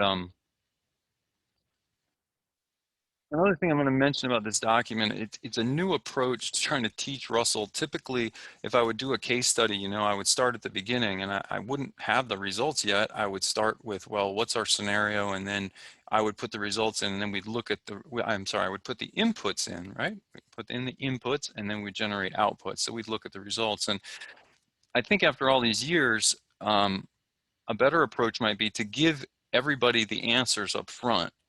And then we can analyze them even if we don't run Russell2 for all situations. So I'm going to do a demonstration here very soon to show you how I got some of these numbers. So before I do that though, you know, that was really my little intro. I've already covered some key ideas. I do want to review again this index of resources, because most of the documents there are not about erosion in general. Most of them are about how to use Russell2. And so I think what I'll do is I'll go back to that link and give you a little tour, okay? Because it seemed like you're able to follow with me on the screen when I go to the internet. So right now, right, I'm in my browser, I'm looking at a PDF document on the EFOTG resources index. And as I scroll through, what I want to highlight is once we get to page 2 of this document, right, I've got section B, sheet and rill erosion, Russell2. So for instance, these 4 documents, I'll talk about this a little bit later. These are instructions for setting up the software on your computer. That's part of your homework, right? Here are some data downloads, your database, Moses database, user template. So this is all about setup, and these are key documents that they're pretty much up to date. I updated them last summer and took a look at them again. They should be good. Here are some instructions for getting results and running calculations. So a key document that I'll just click on real quick, getting results with Russell2 plans. It's not fancy, there's no pictures, but it's a 2-pager that tells you how to get results, you know, with a Russell2 plan. Just remind you of the key steps. I actually have a copy printed out in front of me, and I'm going to try to demonstrate, on the screen some of these steps for you in just a few moments. But I'm gonna use my back button to go back to the index, and I'm going to go back to where we were. Another key element in doing your homework, okay, and being successful with RUSLE is not just loading the software and the databases, which again, I'll talk about a little bit more in some additional detail later, but you need to do your homework in collecting the information, right?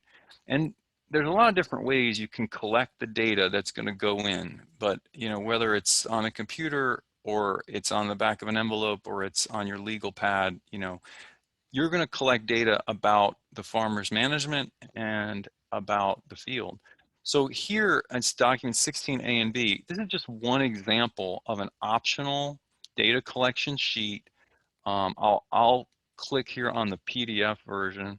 The idea is you've got boxes to fill, and the value of this may be in part just that it's reminding you what information you should collect.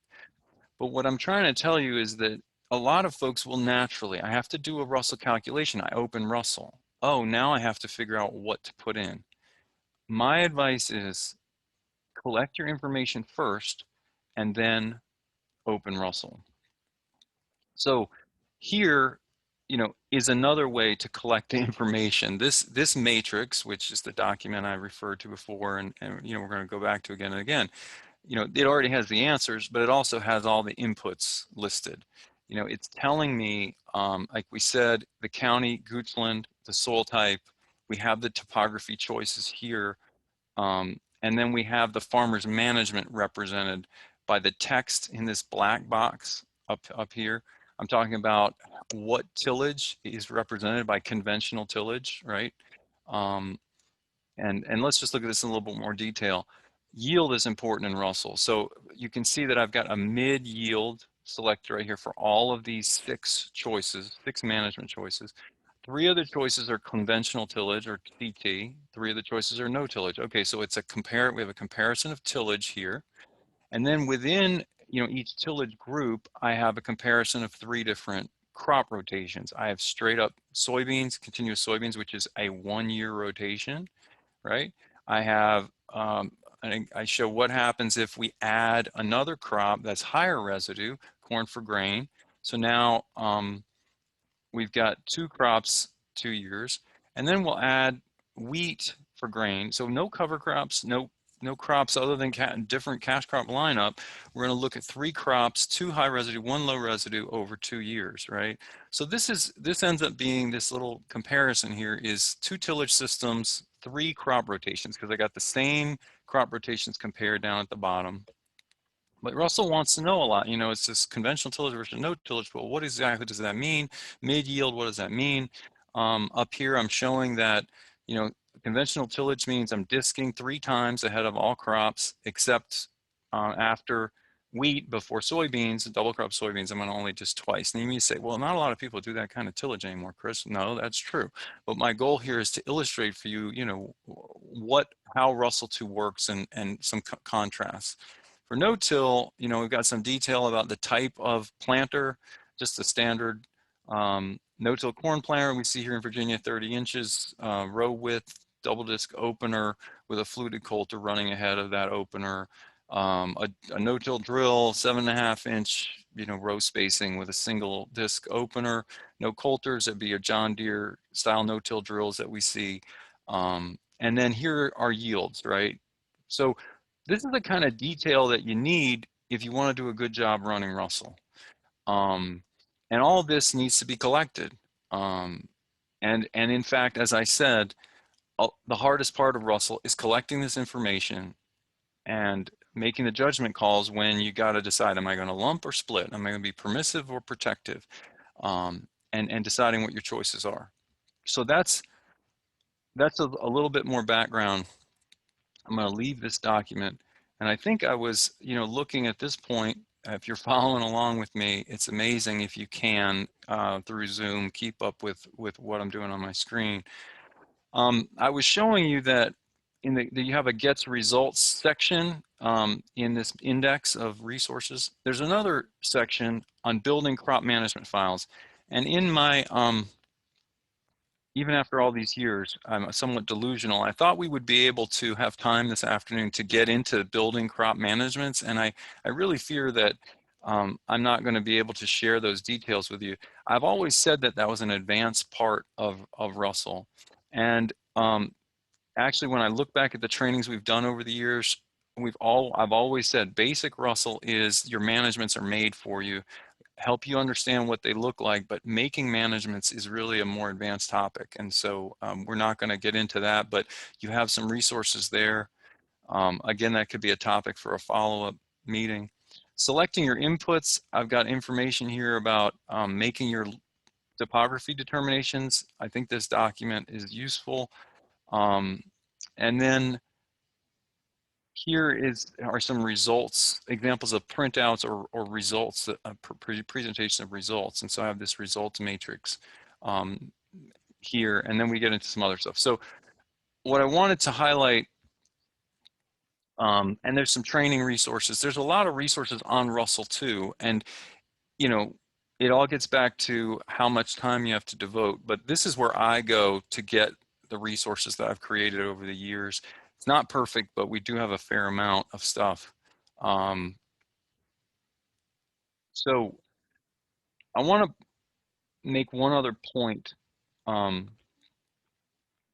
before I go back to my PowerPoint slides. You know,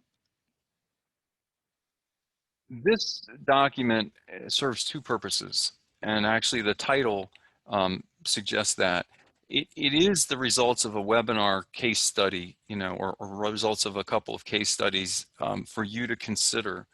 But this is also an example of something that you could develop in your office, or that we could help you develop to sort of proactively model some typical scenarios on some typical slopes.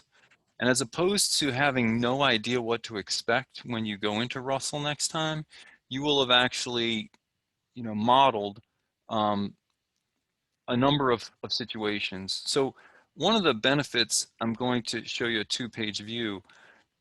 There are 66 different combinations of crop rotation, tillage, yield, and topography on these 2 pages.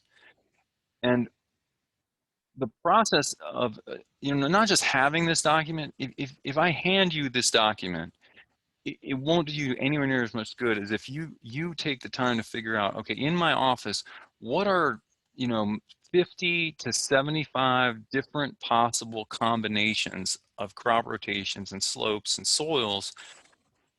The top 75 that I should select, that right there is going to help you gain a lot of understanding of what's out there and what your farmers are doing, what your landscapes are like. And then, of course, running it in RUSLE will be practice running RUSLE. And then you'll have these outputs. I call it a results matrix. And, you know, even my boss over the years has been leery of this because he said, well, people are going to use this instead of RUSLE. I'm not suggesting that you shouldn't run RUSLE just because you made one of these, but think of how useful this could be as a project to help you become not only an expert in RUSLE, but have a much better sense of what will or will not tend to meet T or achieve certain other targets. So that's my pitch for thinking about proactively putting together a matrix. And I will say, I'm not going to do this for everybody, but in the past, you know, for some of our NRCS staff, they've said, well, I know what 25 different crop rotations I want. Can you build them for me? And then because that's really the hard part of creating that many scenarios. And usually I'm able to say yes, because this is a very valuable project that we should be supporting. Okay, so that's what I wanted to share on that front. Let's go back to the slides and see where we are. So at this point, I wanted to get into RUSLE2 right away because I can do I can show you a lot of stuff, but ultimately, I want to immediately do a demonstration of how RUSLE2 works. So just to review, I'm going to minimize this stuff, and excuse me for, I'm showing you a lot of stuff in the background here, but what I thought I would do is see if I can properly replicate some of these scenarios, okay? So let's look at scenario or case study number 1, I just reviewed. And we've got 6 managements, right? A1, A2, A3, B1, B2, B3 on 3 different fields. 6 managements on 3 fields. That's 18 different combinations. Now, RUSLE gives you a sheet and rill, gives you a stir value. We can talk a little bit more about that. Stir is a measure of erosion, a measure of tillage intensity. The key number, sheet and rill erosion number, I've represented in these columns, okay? And then it also produces a soil conditioning index number, which is a prediction of organic matter trend. My focus for today is the sheet and rill erosion number, but this matrix shows you the other values, and there's a reason for that, because they're useful. I have a column for wind, and because we're not in a coastal plain, the wind is not a factor, but in this particular matrix format, I decided to include a column for wind to remind folks that wind erosion, it can be something that needs to be considered. So it's kind of just taking up space in this case, but so a couple things real quick. STIR shows us our STIR stands for soil tillage intensity rating. It's just it's an index of tillage intensity, and so a certain STIR value is assigned to every field operation or tillage tool. Anything that disturbs the soil in RUSLE2 gets a STIR value. And when the STIR value is high, like around 100 average annual, you're doing a lot of tillage. And when it's below 10, you're pretty much true no-till. And you can see right here that these first 3 rotations have a lot of tillage, and the second 3 have very little. So what I think I'm going to try to do for you is set the timer on my watch and see how quickly, without showing you a lot of detail and going through a lot of explanation, my goal is to model these 6 rotations on 3 fields, 18 different computations quickly and get the same results, okay? So let's hit it. The first thing I'm going to do is I'm going to open RUSLE. I am going to always check my Moses database name to verify I've got the right database. I do. My user template is what I expect, which that's going to ensure that my screen view doesn't surprise me.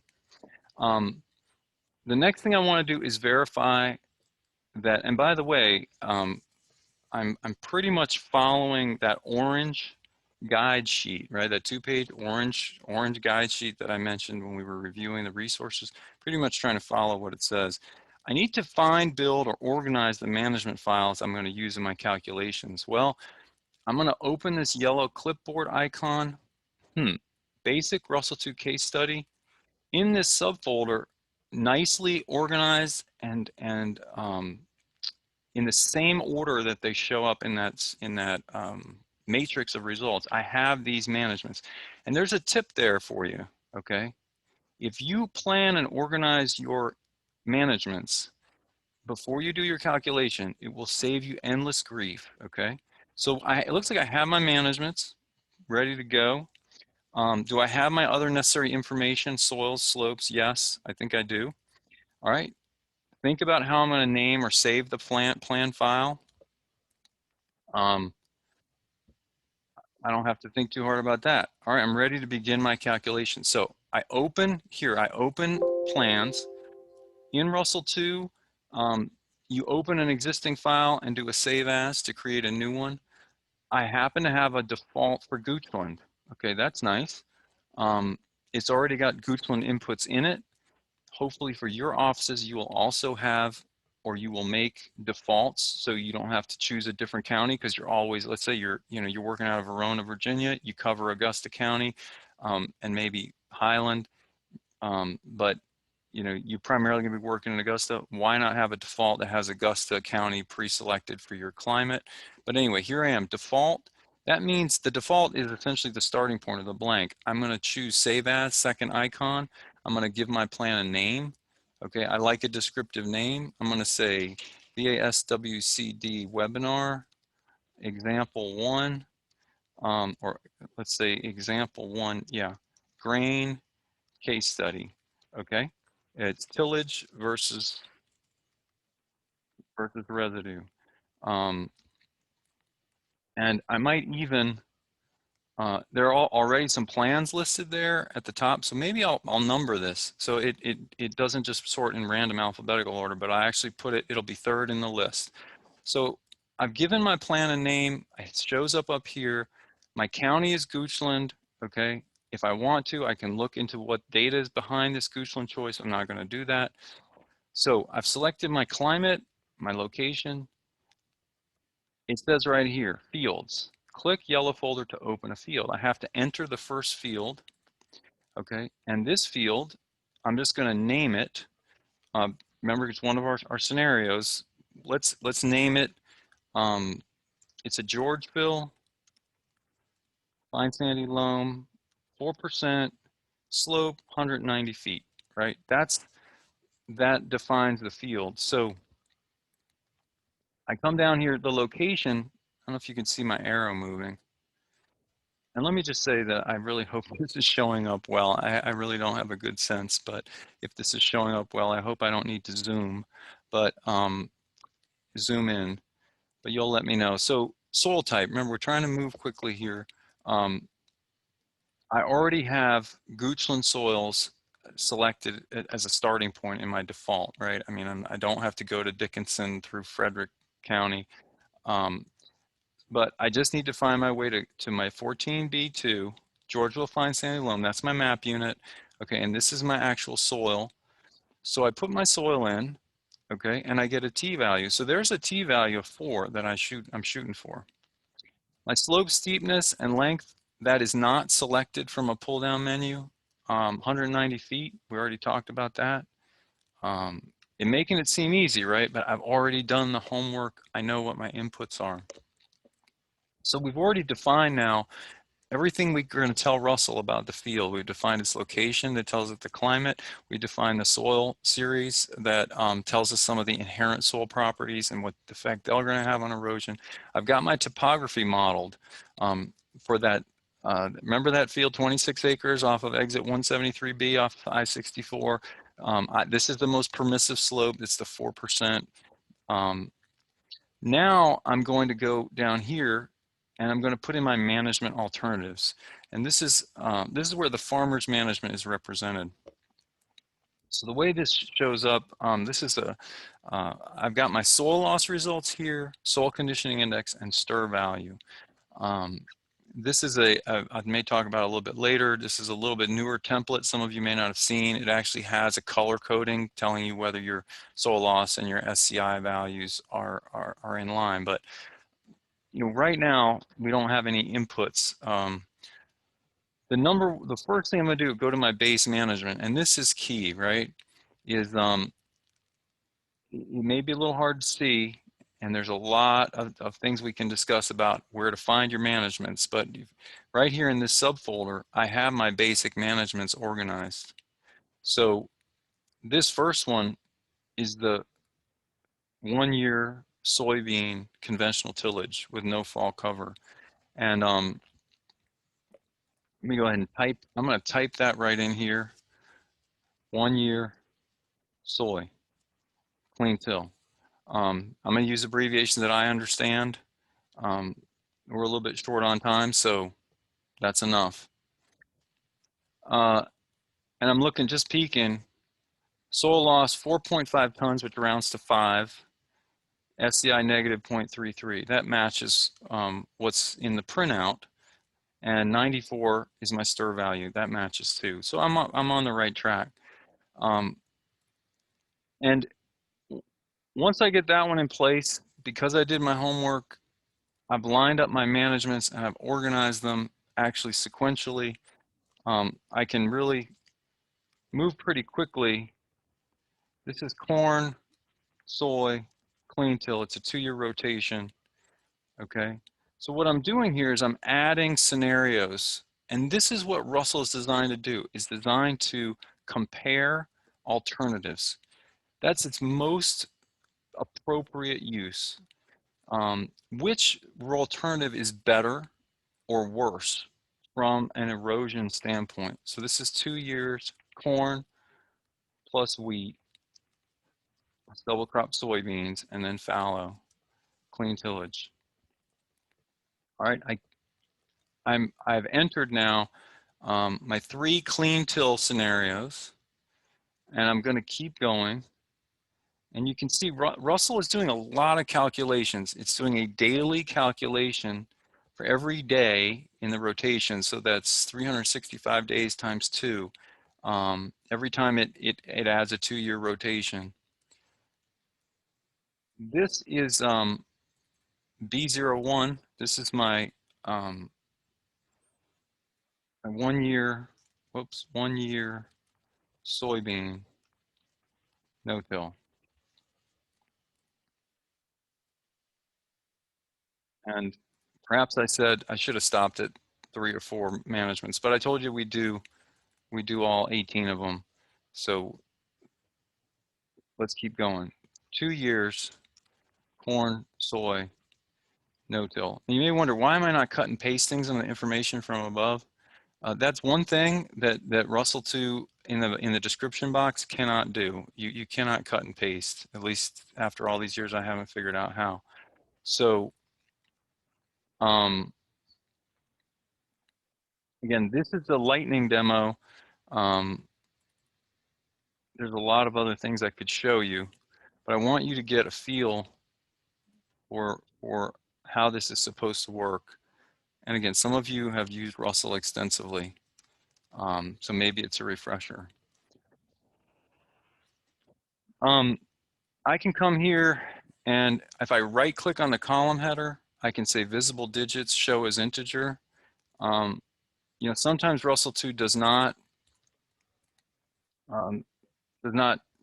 obey. So it wouldn't show as an integer, which is, but it will show 1 significant digit. So this is doing some rounding for us.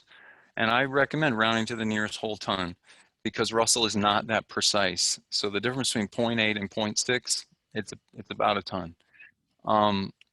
These results look like they're starting to line up with what I would expect. But I'll show you a little something I noticed right here. The last 2 soil conditioning index numbers are the same, and that gives me pause. They shouldn't be the same. The stir values are different, and so is the soil loss. So I'm just going to add another line, because sometimes when we add lines, RUSLE2 just remembers the value from the previous one. And you can see I'm getting a different SCI number here. So you say, my gosh, how would I ever know that? You got to be a planner, not a robot, okay? It's just part of the deal. So I can erase that last line now, and you can see actually these results, they all line up with the printout. So wow, that took a long time. That's 6 different rotations. Now I haven't gone in and I haven't explored the management files. You just have to trust me that they've been built to reflect the managements, and we hopefully will get a chance to analyze the management files later today. But I've got this field done, okay? So one thing about RUSLE, save early and often. I'm gonna hit this icon and save, because you will lose some work, and this past weekend I lost a lot of RUSLE2 work because I didn't save early and often. I'm back at my plan screen. I still only have 1 field. And this is where Russell starts to become effective. I make a copy, hit the plus, I make a copy of my first field. It's going to take some time to create because this new field has 6 managements inside it. So hopefully it hasn't frozen up. But what I'm going to do now is I'm going to change this title, and this is going to be my intermediate slope, which is, if I recall, 8%, 110 feet. Now, I changed the name of the field, but that doesn't change the calculation. I have to make sure I change these numbers. So I'm typing in, which is the LS value, topography, is the only thing you actually type in to the computation. Everything else is selected off of pull-down menus. And I made that topography change. Soil type is the same, still 4 tons. And now it's adjusted these values. And as you would expect, soil loss is higher for all of the managements because the slope got steeper, okay? And slope is, or steepness rather, is a very important factor in Russell results. But the stir values, they are the same, which makes sense because we're modeling the same crop rotation and the same tillage, right? The thing that changed here was the slope. All right, so this field is done.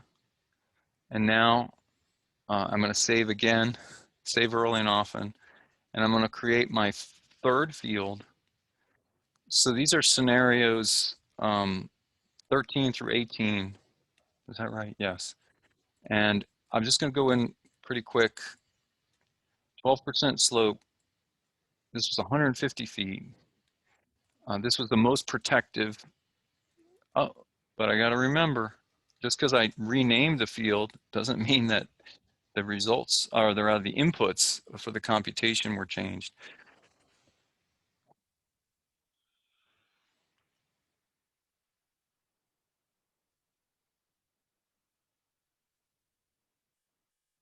So I'm watching these numbers, and I will tell you, RUSLE2 is a tricky tool. Do you notice that my cursor is flashing? Do you notice my cursor is still flashing in the 12, behind the 12? Russell does not understand that I changed the slope steepness until I click outside of the box. And I didn't set, that was not a setup. That is actually, that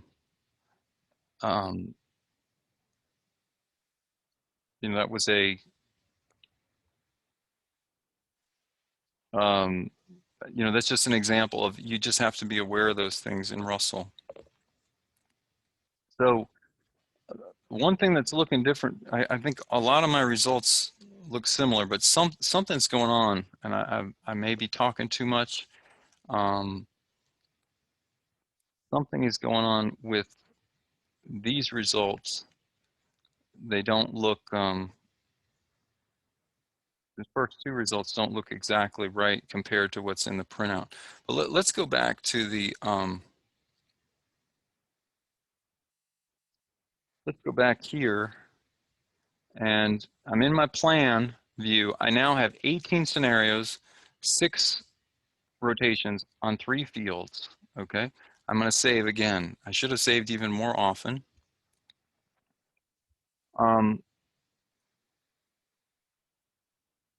It's very odd, these numbers, okay, that show here, 20, 10, 8, 3, 2, and this would be rounded to 1 ton of soil loss. The first 2 are not, those same numbers should be showing up here, and they are different. And I really don't know why, but the bottom line is we have done this computation. It's a lot of calculations that Russell's done. I'm going to print a report. I go to print report, and I choose either the Virginia Plan printout summary or the printout with details. So I'm going to choose the printout with details, and what RUSLE2 is going to do now if it works properly, is it's going to dump the results into a Word document, into a template. And I will now bring that template up, and you should be able to see, to some extent anyway, how RUSLE2 is populating this template with some of the information that we put into RUSLE and some of the calculation results. So it's best to let it do its thing. But one of the things I want to emphasize to you is that when we run RUSLE, I strongly recommend that you, if you have a good computation, that you print your reports and then you save those reports. You save those reports in Word or a hard copy or whatever, because you know, bad things happen to good people, and sometimes RUSLE databases get corrupted and so forth. So, you know, what I have here in my printout, you know, this is I'll just use a little color coding to help us. These results should match the first column, right, of our original matrix, and the soil loss numbers do. This 8% series, this should match the intermediate choice of topography. So I'll just put these in light green, and they do 8, 7. This is rounding, right, to 4, 1, 1, and 0.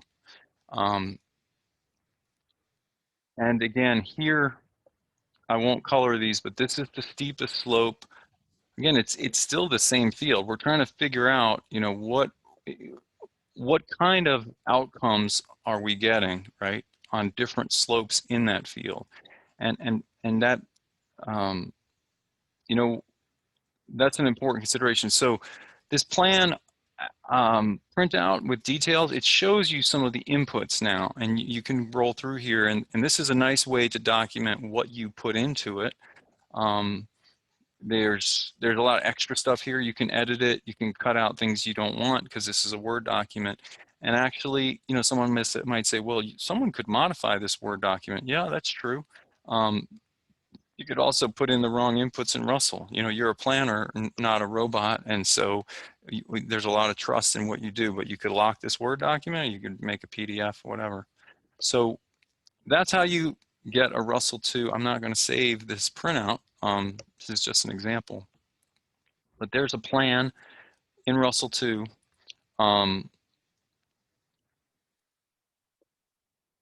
What I wanted to highlight here, maybe, you know, this is just a representation that I prepared beforehand of the very same results. But what are these results telling us? They're telling us that if we have a system, maybe it's certified organic production, where we have to do a lot of tillage. It's just not an unrealistic scenario. A lot of demand for certified organic grain in Virginia and elsewhere. So if we do continuous soybeans with tillage, you know, we've got 5 tons of soil loss, and it's in red because that is not a good sign, right? It's red because we have a relatively strongly negative, a negative SCI. Our organic matter is predicted to drop. And our soil, our T value for this field was 4, right? So we're already above T on the most permissive slope. If we go to the most protective, we're at 16 tons or 4 T, right? An SCI of negative 1.2. This red is clearly showing us that continuous soybeans with full width tillage doesn't work. But we don't have to put in a cover crop necessarily.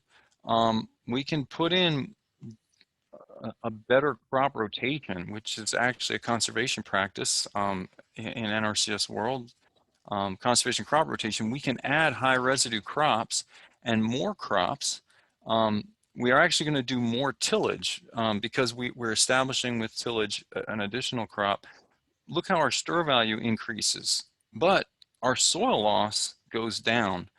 I'm still not saying that it's by any means perfect, right? Because I want to build organic matter, and that means I want to eliminate erosion. So on the intermediate slope, you know, according to Russell, we're at T. So a lot of people would take that as being good. We have a slightly negative SCI. That's why this is colored pink instead of colored yellow. But, you know, we can make significant impacts by increasing residue, increasing canopy without cutting tillage. But the second part of the case study is look at what happens if we are able to dramatically reduce tillage. RUSLE2 likes no-till. It likes residue. You know, it does a better job of representing the effects of no-till than its predecessors did, like the original universal soil loss equation. So what do we see here? We see that on most of the slopes, we have erosion, you know, essentially eliminated, 1 to 0 tons, and our SCI values are, you know, give us a white color coding or even this dark gray, which is the best category we can get, positive 0.76. We're approaching positive 1, which for that can be interpreted as an excellent SCI outcome. And what we see here is that even on the most protective slope we shot, if we're going to be as strict as possible with our topography choices, we still come out below T, even with the continuous soybeans and no winter cover. And we're doing, you know, very well, according to Russell, when we add that winter grain crop. Okay, so man, that's a lot of information that takes us, you know, through the first hour. But that's a demonstration of how Russell is designed to work, and also give you a chance to look at some of the trends we see in outcomes. So, you know, I'm looking at my computer clock is telling me that it's about 1:25, so that means we're about halfway through, and I haven't gotten all that far, but I think what I'll do is I'll pause here and just see if the moderators have any input for me, any questions, or even if there are any comments or requests at this point. There are no questions in the chat box at this time.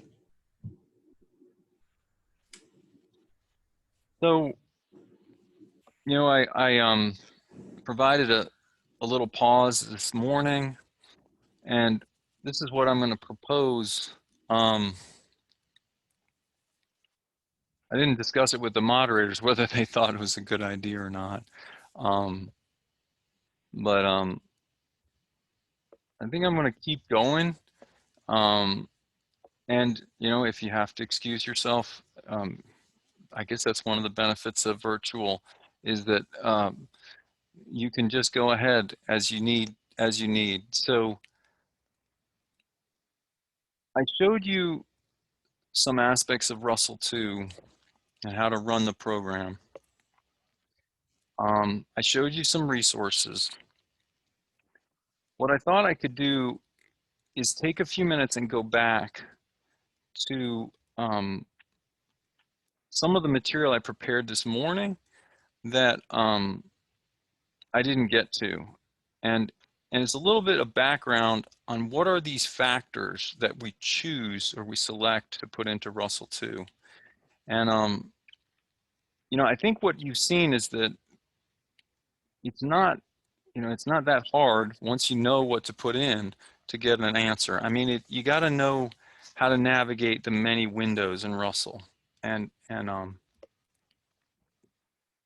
But what are the factors that go into it? So I thought I could maybe spend 20 minutes on this, and then we can go back to some of the mechanics of Russell. So just a few things about the history of Russell that I think are worth highlighting. And I'm going to pull up my pointer here. Hugh Hammond Bennett, who I've mentioned before, father of soil conservation, and others. I mean, they knew in the early 20th century, you're talking about 1910s, 1920s, they knew that sheet and rill erosion was a huge concern, but at the field level, it was basically impossible to quantify, and it was more or less invisible to farmers and conservationists. So, we needed then, still need now, a rational way to assess sheet and erosion risk at the field level. So what we want to do is compare different sites, slopes, management methods, and prioritize the worst cases and select the best solutions. And I really can't emphasize enough that this is what RUSLE was originally designed to do, is to do two things. One, to compare alternatives. So think about it. It's answering the question, which alternative is better? The second thing that, which cropping system, which rotation, how much benefit is it when I add a cover crop? The second thing RUSLE does is we can compare the outcome to T, right? That was one of the original intentions. So we have a performance target now that we're trying to meet, and that answers the question, what is good enough? Or rather, is the alternative good enough? Which of these alternatives is good enough? I'll get back to this again. RUSLE2 was never designed to predict how much soil was coming out of a field for an environmental purpose, for example. How much soil has been lost from the slope, you might be able to figure that out because you're modeling a certain slope. How much soil is lost from the whole field? Think about how simplistic our representation of the topography of the field is, right? So that's up to you and how you model the topography and your understanding of it as to how much you can say, well, the whole field, all 26 acres are losing 20 tons per acre per year or 5 tons per acre per year. Something a planner, not a robot, needs to consider. But anyway, in the 1920s, starting in 1929, and so in the 30s, 40s, 50s, and beyond, USDA undertook this huge research effort, many research stations, decades of work. So you hear this repeated, more than 10,000 site years of results were used to create RUSLE. And for context, what that means is 10,000 site years, you have 50 research stations doing 5 sites per station, okay, all across the country for 40 years continuously. Think about what kind of a research project that would be and how we will never see anything like that again. So yes, it'd be wonderful to upgrade and get better research, but why do people keep coming back to RUSLE and using USLE and RUSLE for purposes for which it wasn't originally designed? Because there's nothing better out there. This is what the research looked like. And you can see here at the top, the kind of plots that were done. Most of it was natural rainfall. This is Hugh Hammond Bennett with his foot up on one of these metal borders. And so, this research kept going into the 60s and 70s even, and probably into the 80s. And you can see here, collecting the runoff water so they could be later, analyzed or divided in representative subsamples and then dried to get the sediment out and so forth. And I believe, you remember Dr. Braczkowski in North Carolina? I believe he cut his teeth working on one of these types of projects, and that's what helped him do this relatively recent work in North Carolina that's so interesting. So by the mid-20th century, the research had showed that there were 5 factors that control sheet and rill erosion risk, right? And these are the 5. Climate, we call it R, soil type, K, topography, LS, farmer crop management, and support practices. And so by the late 1950s, they had enough data, right, to quantify these factors and develop a predictive model or an equation. And they called it the universal soil loss equation because there were multiple regional efforts going on at the time. And so this universal was meant to show, express that this was going to consolidate all the different efforts. It was going to become a national tool. And we have used NRCS, originally Soil Conservation Service, SCS, and the districts that have worked alongside us or alongside whom we have worked. We've used this for the past 60 years to predict and help plan sheet and rill erosion, you know, prevention alternatives. So USLE, I'm right here in my slide. About 35 years USLE was used. Then the RUSLE1, which had a computer. The state specialists would have access to a computer, but the field staff would only use a paper version. They used that for about 10 years, and then RUSLE2, which is a PC-based, you know, computer program for individual field users. About 15 years we've been using that. That's about coincides when I got to NRCS, and that's what I've been working on since. The tool has evolved significantly. So here at the top, I'm showing you, this is a slide rule. You notice the arrow is pointing the date, August 1980. So in 1980, it was a slide rule. It was very simple. This is what RUSLE looks like today. This is the version y'all have access to that I have on my computer, 2018. So, you know, that's 38 years later. There's a lot more calculations happening, but the fundamental structure is the same, okay? And so this is what this slide is about, many similarities.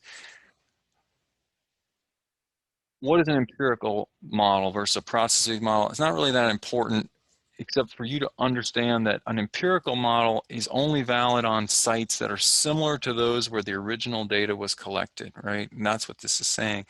So I don't know if you remember, but when I showed those images of the plots over the decades and the research plots, they were only installed on the side slopes, not in swales or drainage ways. And so from the start and even up through now, RUSLE it's not valid to use it in drainage ways where there's concentrated flow erosion. It's only predictive of what's happening on the side slopes. And that's why when we go out to the field and we figure out, you know, we assess the topography to model it in RUSLE, we limit ourselves to the side slopes. RUSLE was always, USLE was always a compromise between what's science and, you know, what's detailed science and what's practical for a conservation planner. And you may not believe this, but I need to slow down and tell you this. RUSLE2, all things considered, still leans more towards the needs of a practical planner. You know, I think in my mind something like a Jim Tate in Hanover. You know, I think of him as a fairly practical guy. RUSLE2 has a lot of features that a guy like him would like. And I say that compared to what's going to come next, because there's been this, you know, inevitably the modelers get more and more scientific and more interested in making the models dictate the product rather than the needs of the planners. And so RUSLE2 is still pretty good, especially the way we use it. And it still focuses on 5 original risk factors. You might remember that I listed those. And a basic equation, RKLSCP equals A. So let's look at that just a little bit more. And, you know, the point I'm making in this slide is that I showed you how to run RUSLE already, a quick demo. I'm going to show you more. But if you understand the risk factors, it can not only, and what goes into it, what RUSLE2 thinks is important for erosion, then it can help you better understand and select your inputs, right? That's what I'm saying here in the first bullet. It can help you better understand and explain your outputs. But maybe even more important, as a planner, not a robot, it can help you better understand sheet and rill erosion in general and make recommendations on its prevention, even if you never end up using RUSLE, right? So I've put this picture. I have a daughter who just got her driver's license, I think a week ago, okay? Now, there are computer models that tell you how much risk there is of a certain kid, a certain age, and a certain kind of weather, you know, driving a certain kind of car with her music on and her phone in her hand. There's models that can tell me how much risk, quantify the risk, right, of an accident. But I don't need a model to help enhance my decision making. You know, I know that her driving with a bunch of her friends in the car is going to increase the risk, right? And so I don't need a formal risk assessment tool. If I know the factors that the insurance company is thinking about, or, you know, so that's the idea. So let's look at this a little bit. This is an overview of factors in that go into RUSLE, or the original universal soil loss equation. And they're divided like this. First of all, the equation, RKLSCP. I say there are 5 factors. Some people say there's 6, but I group L and LS as one factor because it's the topography. Right here, these are factors that the farmer can't control. They're pretty much fixed by the field, right? The first is the climate, and the R factor is a measure of erosivity, the precipitation energy or intensity, right? Soil type is the K. This is erodibility of the soil type based on inherent. Remember, inherent versus dynamic. This is what the soil survey says the average soil is like, and it's factoring in some features that are, you know, at depth too. LS is our topography representation. Already alluded to the fact that this is something that requires a lot of judgment, and it's a value that the planner just types in. Those are the factors the farmer can't control. The factors that the farmer can control are the C and the P, and ultimately A, the answer. Now, you know, I'm using older terminology that we don't use in RUSLE anymore, but what I'm going to tell you is, you know, the farmer controls the management, right? He controls how well, and this is the way I like to express what the C factor does. It is essentially an attempt to quantify how well the soil is kept covered on top and made a sponge underneath.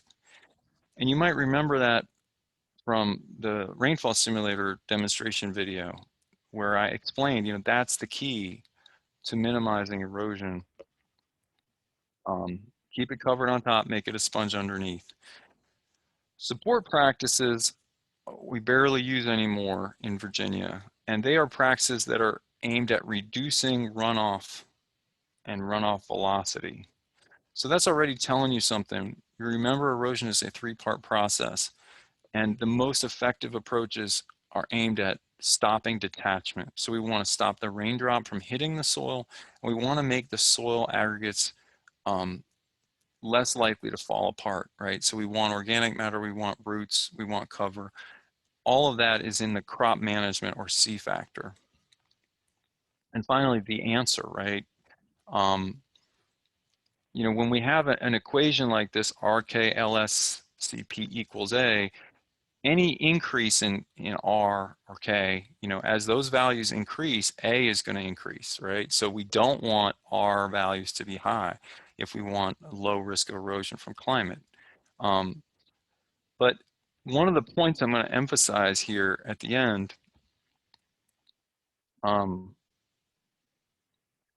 is that a lot of times people will say, they'll get confused and they'll say, well, RUSLE2 gave me an answer of 3, right? That's how much soil loss happening. So my T is 3. No, that's not right.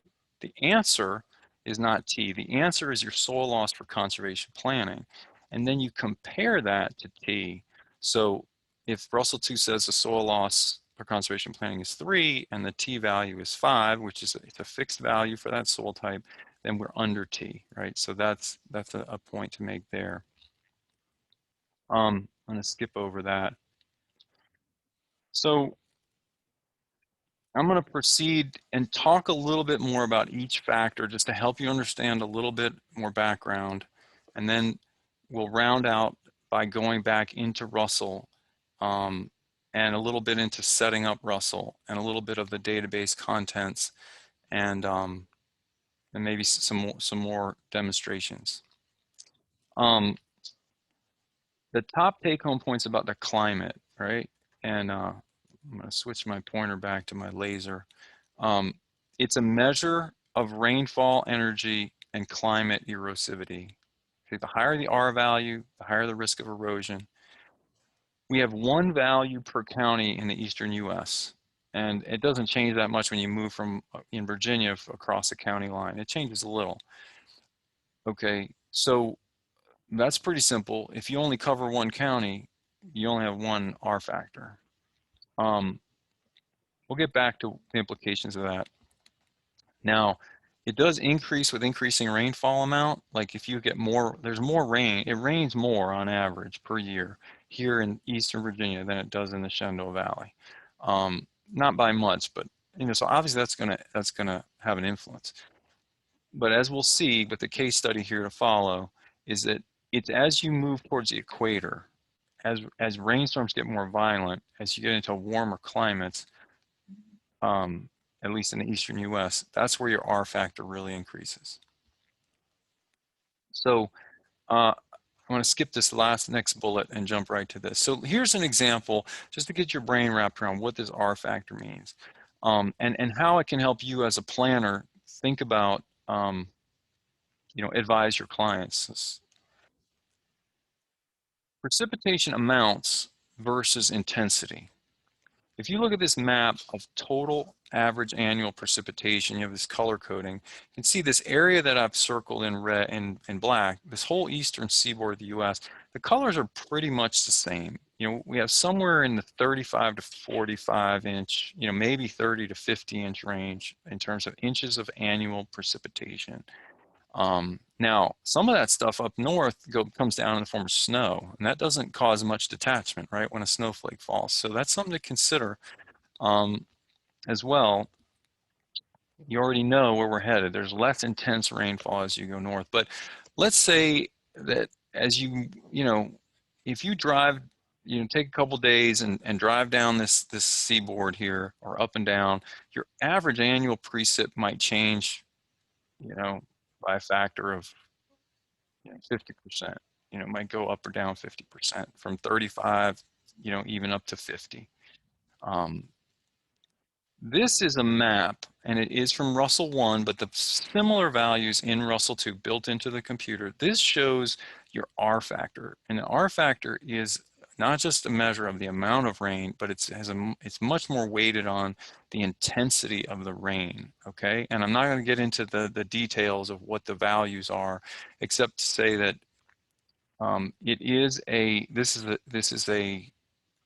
this R factor shown here is an annual value to represent the overall climate for the year. And you see that it's up in Maine, the R is 80. And we get down here into like Georgia, Piedmont of Georgia, the R factor is 400, apologize. So what we're saying is that if you go from Maine to Georgia, your rainfall amount might increase, let's say by 25 or 30%, but your rainfall intensity and vulnerability to erosion from that rainfall is going up by 500%. Okay, so that's a big difference. The other thing you'll notice, we are a transition zone climatically, right? You guys know that. So we got some people, my boss is from Pennsylvania. I'm up here in Pennsylvania. I got some colleagues who, might have come up from South Carolina. There's a big difference in R factor as you go across this mid-Atlantic region. And even in Virginia, we have some serious differences. So what does that mean? I'm just going to show you here just total precip comparison. This is data I pulled out of RUSLE2. Aroostook County, Maine, Rockingham County, Virginia, Sussex County, Virginia, Bacon County, Georgia. Rainfall amounts, vary from 40 inches, 37 inches, 45, 49. So, and this is the distribution of rain across the year, right?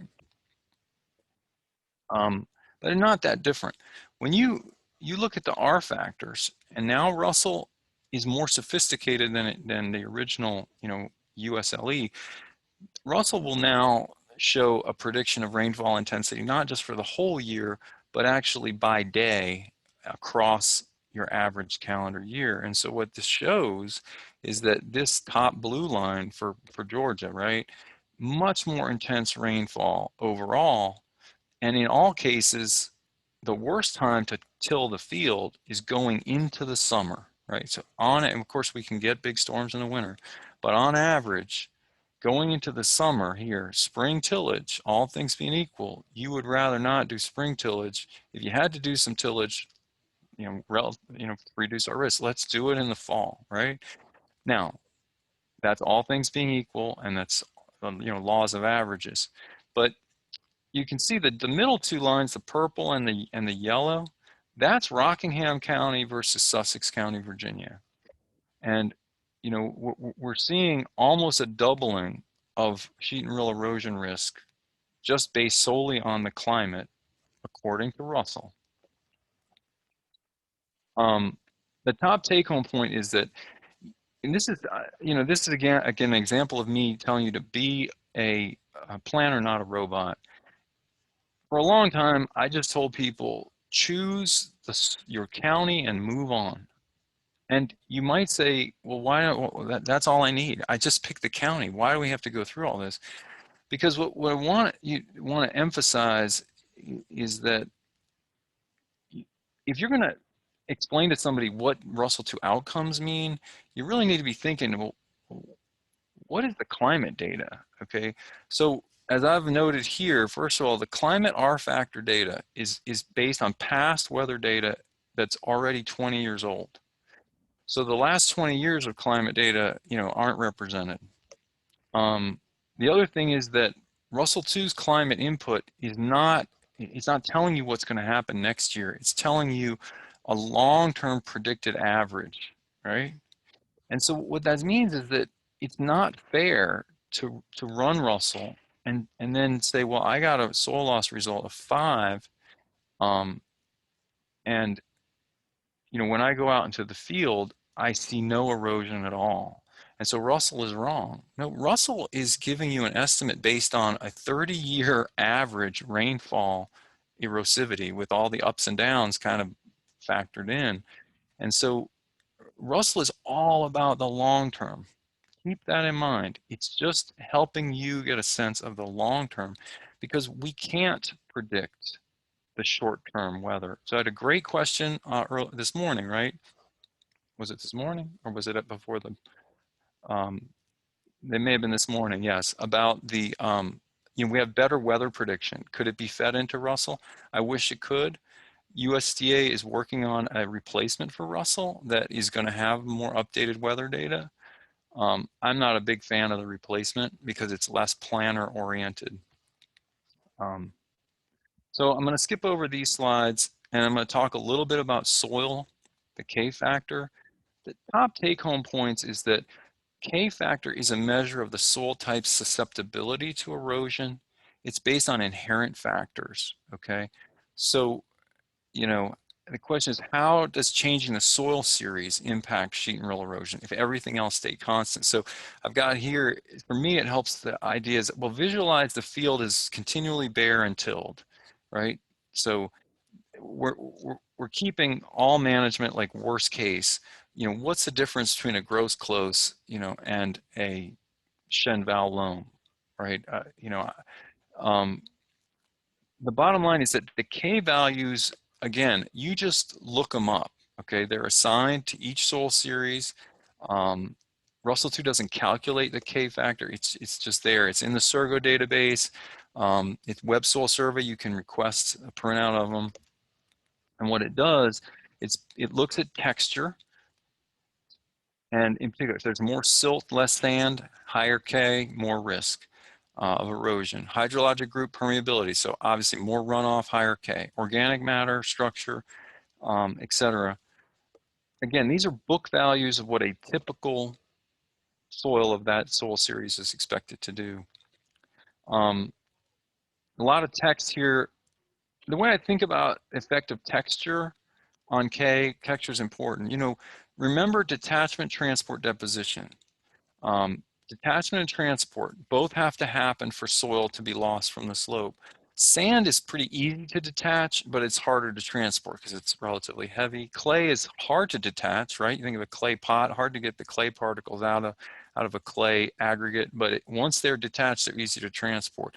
Here, silt is intermediate for detachment and transport. So anytime you see a soil type of a silt or a loam, something that has lower and coarse sands, lower in sand, higher in silt or very fine sands, it's higher risk. The K factor can range significantly from 0.1 to 0.43, right? And what does that mean? There's a 4 times increase in the erosion output from RUSLE, depending on your soil type selection. But in Augusta County, for instance, there's a wide range of K factors on cropped soils. Some other counties like Accomack maybe, or maybe Essex, they're just not that big a range. So K factor and how big of a factor it is in the outcome in RUSLE, that depends a little bit on what county you're in Virginia. So, let me give you another example of where you might need to apply some judgment, right? Because all you're doing is you're picking the soil type. You just have to decide which soil type is representative of the area that I'm modeling. You just look at the soils map, right? But it's not always that simple. So I hope you're still with me, and you can see here a map of, it's just a semi-random field I pulled up from Web Soil Survey soils map of a field in northwest Augusta County. And you can see it's got really 3 soil types. It's got the 75 C2 and B2.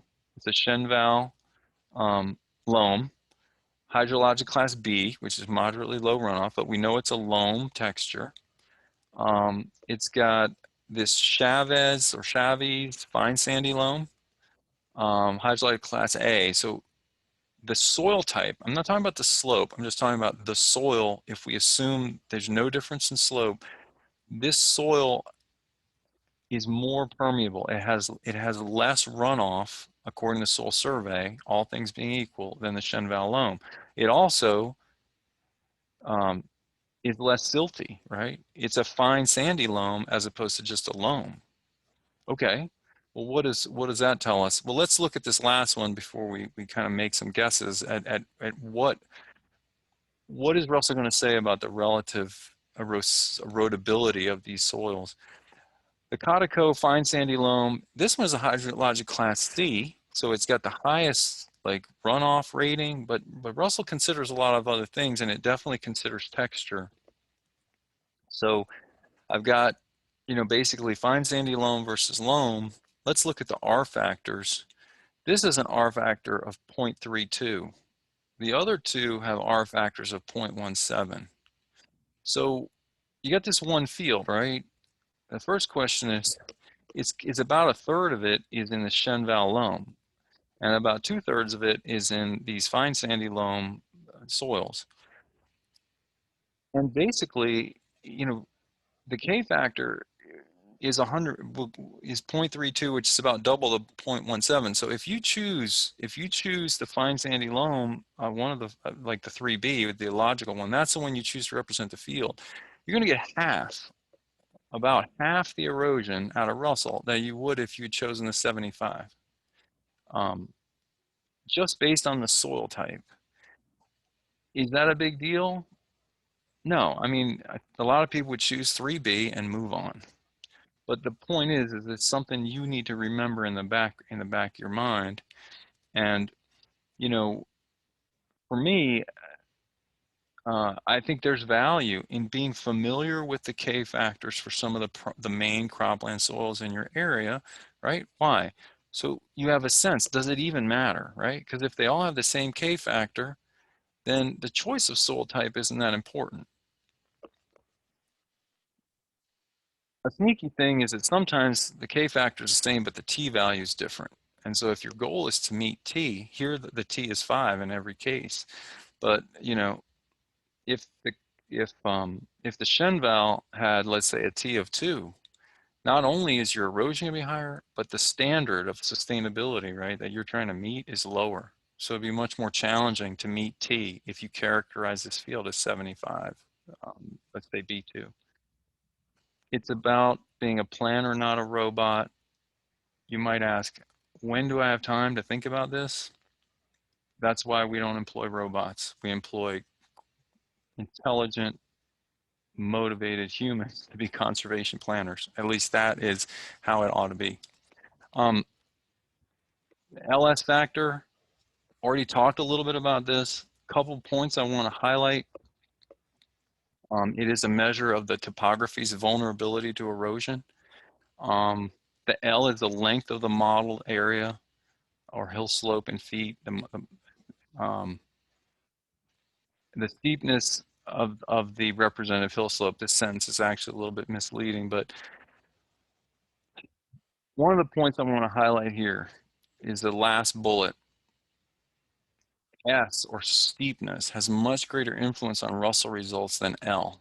Okay, so this is a quote from an article in a handbook of erosion modeling, right? This Renard and his other authors are some of the main, the real makers, builders, some of the builders of RUSLE2.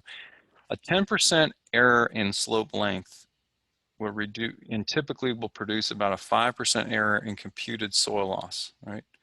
A 10% error in steepness will produce a 20% error in soil loss. So your choice of steepness is more important than your choice of slope length. And in terms of how much influence it will have on the results. As I mentioned before, selecting the LS value requires more judgment than any other RUSLE2 input. Okay, and I already showed you this. The basic RUSLE2 calculation cannot model the topography of the whole field. It only models the slope that you select to represent the field. So, you have to pick that slope, and that is not it's really not a science question at all. It's more of a policy judgment call. In Virginia, going back to this image, again, I shared this earlier, which slope is representative. We have these different slope segments to choose from. The Virginia NRCS approach, before I got to NRCS, when I came from Extension, what I learned was that the approach was to kind of pick the middle, the median, right? Go with the average. Not the worst, not the best, the one in the middle. And so by policy, that's where we are. And the document, which I will tab back to highlight that these diagrams and some of the policy I'm referring to is in this document, Making LS Determination of Russell2. It is in the index of erosion resources. It would be a great thing for us to do a training on. All I have time for today is to emphasize that this document says, stick with our old policy. We're going to say pick the worst. Pick the average, but plan for the worst. So it's a different way of saying, if I say that maybe, maybe A is representative or D, even though B or F is steeper, don't just plan alternatives that get you barely to sustainability with D. Think about going beyond the minimum with D so that F and B are also protected, right? That's the concept. I'm going to take just a couple more minutes and talk about C factor. Just some background ideas here is that this C factor, or cover management, it's the most important factor in RUSLE2. It is the soil erosion trump card. What I'm saying here, good management can eliminate erosion and improve soil on any slope with time, and poor management can produce erosion and destroy the soil. It is the biggest driver of your soil loss risk in the real world and in Russell world.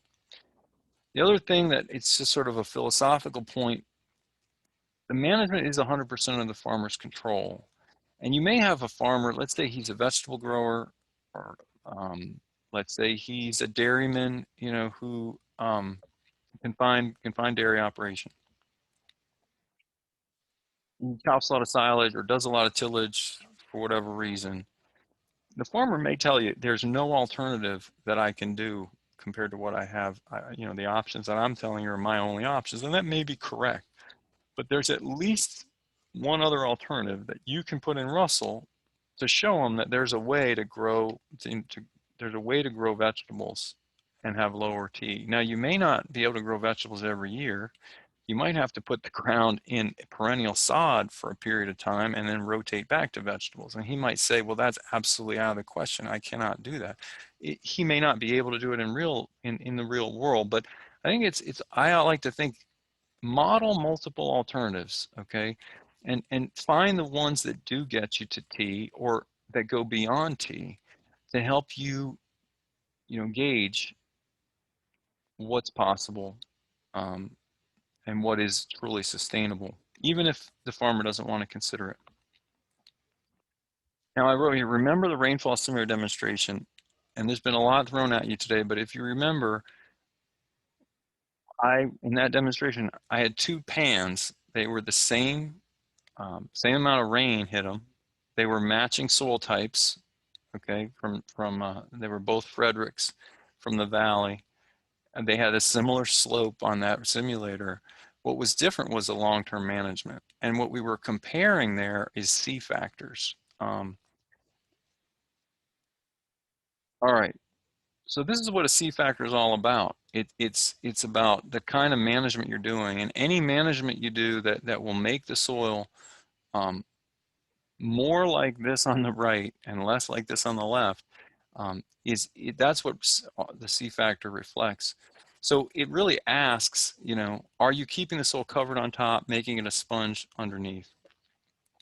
And here are some of the factors that go into, or the elements that go into the RUSLE C factor. Now you model it, right? And we'll show you this as we close out. I'll try to go back and show you a management file to help you see how you tell RUSLE what's happening. You're picking dates, you're picking vegetations, you're picking operations, but what RUSLE is using that information to compute is how much residue do we expect to see standing, or especially on the soil surface right here. How much canopy is there to intercept raindrops, right? We're keeping the soil covered. RUSLE2 also, you tell it that corn is growing, it makes assumptions about how much root mass there is, and it keeps track, it's part of what it does in its calculations, keeps track of how many roots are out there, what mass of roots, at what depth, and it provides some credit for that. It also provides some credit for periods with low soil disturbance or no soil disturbance, so it has a consolidation element. And the bottom line here is that anything that increases organic matter production, anything that increases plant tops or roots that you represent in RUSLE, anything that adds organic matter to the soil surface will improve the erosion outcome. So, we think, and I've got this highlighted in red, this sentence here, or this line, high yield agriculture, we don't always think of as good for the environment. We don't think of a lot of manure as good for the environment. We may not think of irrigation as good for the environment, but all of these factors increase, right? Higher yield, as long as it doesn't happen with additional tillage. Higher yields make for more plant tops, more roots, more residue, more organic matter holding the soil together. You get rewarded for that in RUSLE. If you apply manure, again, RUSLE is not looking at the nutrient management side, it's only looking at the soil erosion side and soil organic matter building side. It likes manure. But you remember, go beyond T, manage for C. I'm saying manage for organic matter, add carbon to the system. Don't confuse that with the C factor, right, in RUSLE. So one last point that I think is useful is that one of the factors that RUSLE really focuses on is how much surface cover is out there, and it is one of the most important factors in reality as well in preventing erosion. How much residue is out here? So this graph that I'm showing you just is a reproduction of a graph from a decades old USDA guidance document, and what this is, it's a very simple model which shows, as surface residue cover increases, as we go this way on the x-axis, we get erosion reduction compared to no surface cover. So there's these key inflection points, right, that are good to remember. Traditional thinking, 30% cover got you 65% reduction. That's one of the reasons why conservation tillage is Usually we use a threshold of 30% residue after planting to say we've got conservation tillage. 60% cover, again, according to this very, very general, graph, gets you about 85% reduction, and 100% cover gets you 95% reduction.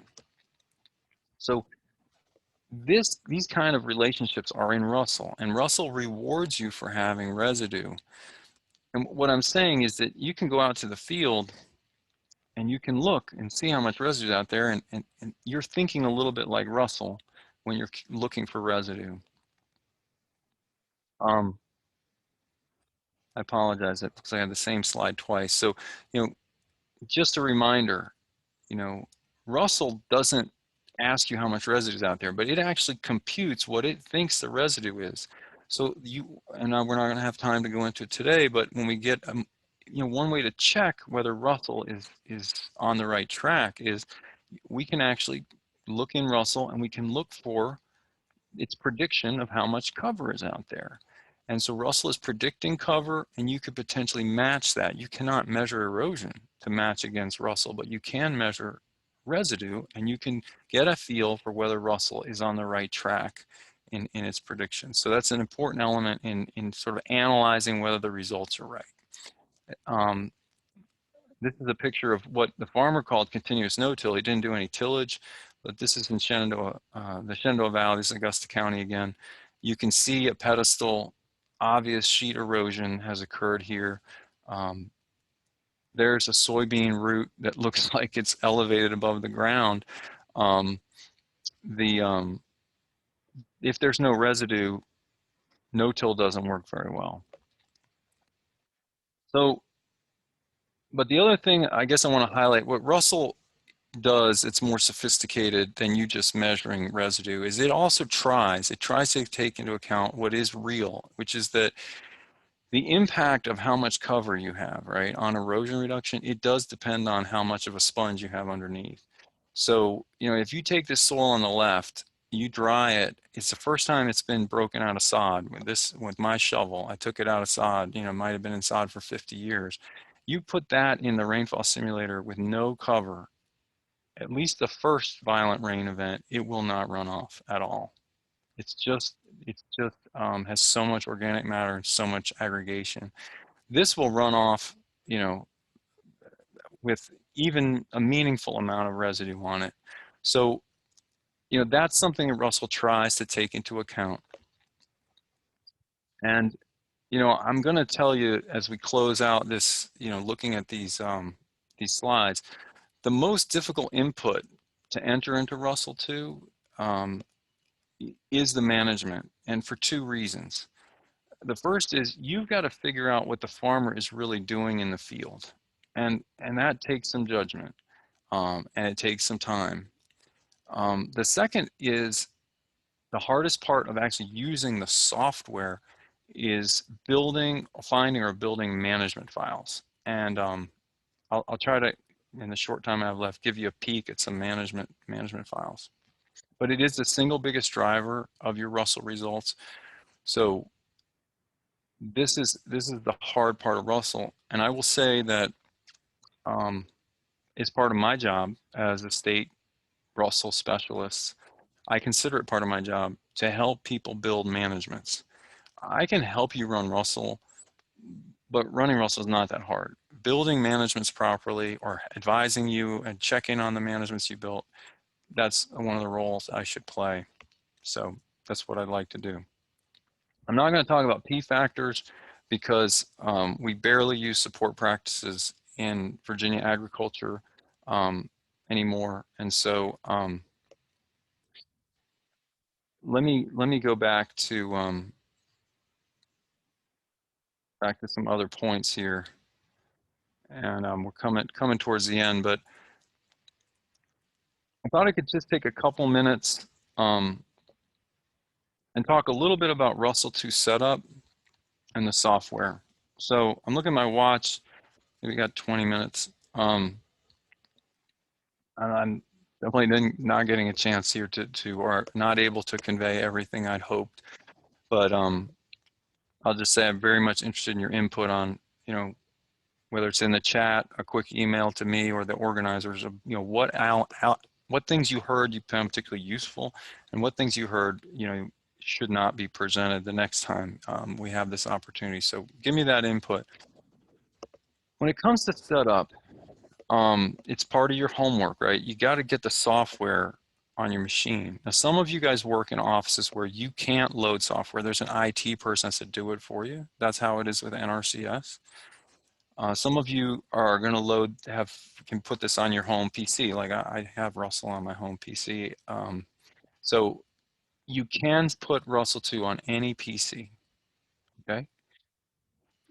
The second key point is that even if you have an IT specialist who has to load software, that's the easier part of setup. The next step is you got to load the right databases. And that's what I want to give you a little bit of background about. These are the folders and files that you have to get and put on your computer in the right places to make RUSLE2 work. So just a little overview, right? And then I'm going to show you there's some documents on the Erosion Resources Index that can help you do this. And if you're lucky and you can catch me, I can help you do it over the phone. The first thing is on your hard drive, you're going to load the RUSLE2 software, right?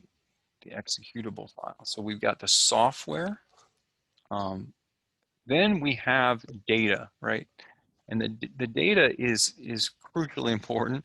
We have what's called a Moses database. And as I'll explain a little bit more, hopefully, if we get back onto RUSLE, Moses database it really will lead you to the promised land if you have it right, in that it contains a lot of the inputs, right? Because a lot of the choices you make are factors, K factors, building managements, all that information that you're choosing, that has to be populated in the database. So you've got a lot of inputs and choices there, and also your calculations that you save, right? They're going to be saved in that database too. You have user templates that controls your screen view, and you know, one of the nice things about RUSLE is that you can make it a lot less or more complicated. Like you can have a lot of gauges on the dashboard, or you can just have one gauge on the dashboard. And so user template controls that. There's also print templates, and I showed you a print, you know, how printing works. Those are they're Word templates, right? .dot files. And wherever you want to put them, you can save your Word printouts. Okay, so this is a conceptual view, right, of how I think of how this is organized on your computer. So I think this picture may be the most helpful part of this slide.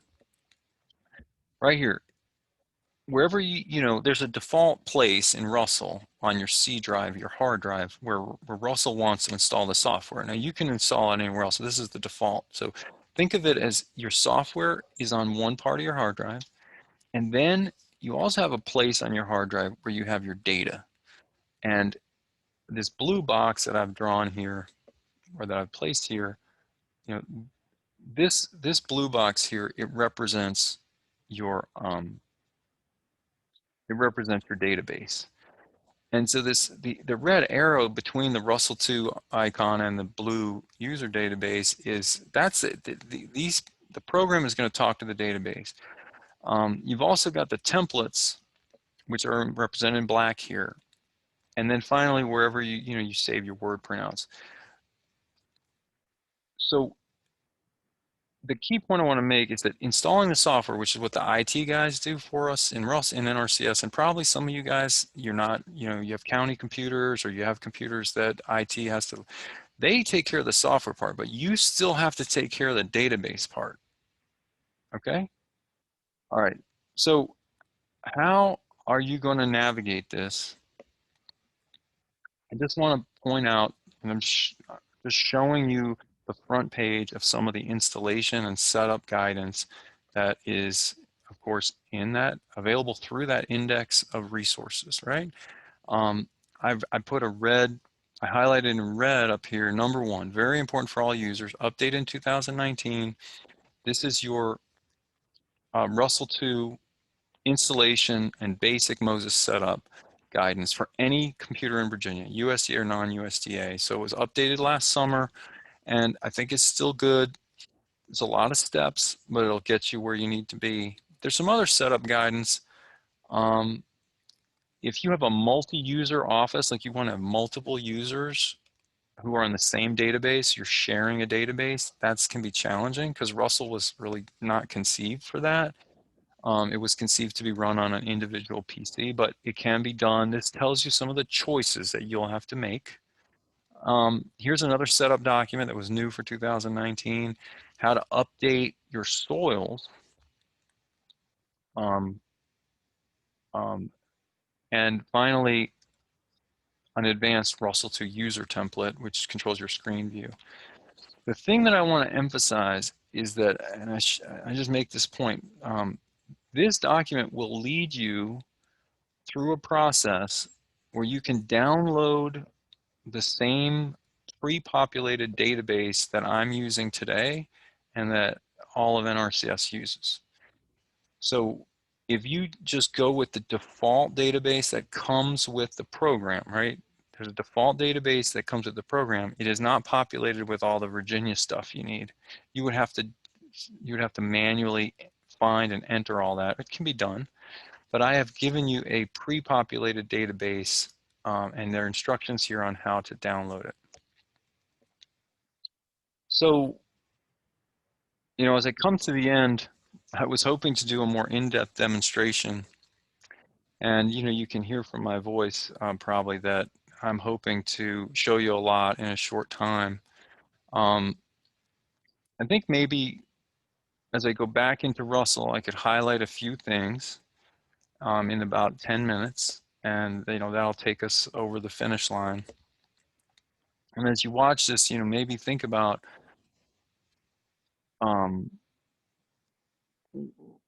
what additional trainings, webinars, potentially more of a Q&A style where there's more participation. What would be useful to you? So what I thought I might do is, again, just highlighting a few things on this screen. Always, the first thing you do when this gray screen starts is you look down here at the name of your RUSLE2 database. Now, the name is cut off. I like my names kind of long, but you can go here to database menu and choose open alternate. So that is, you can open alternate databases.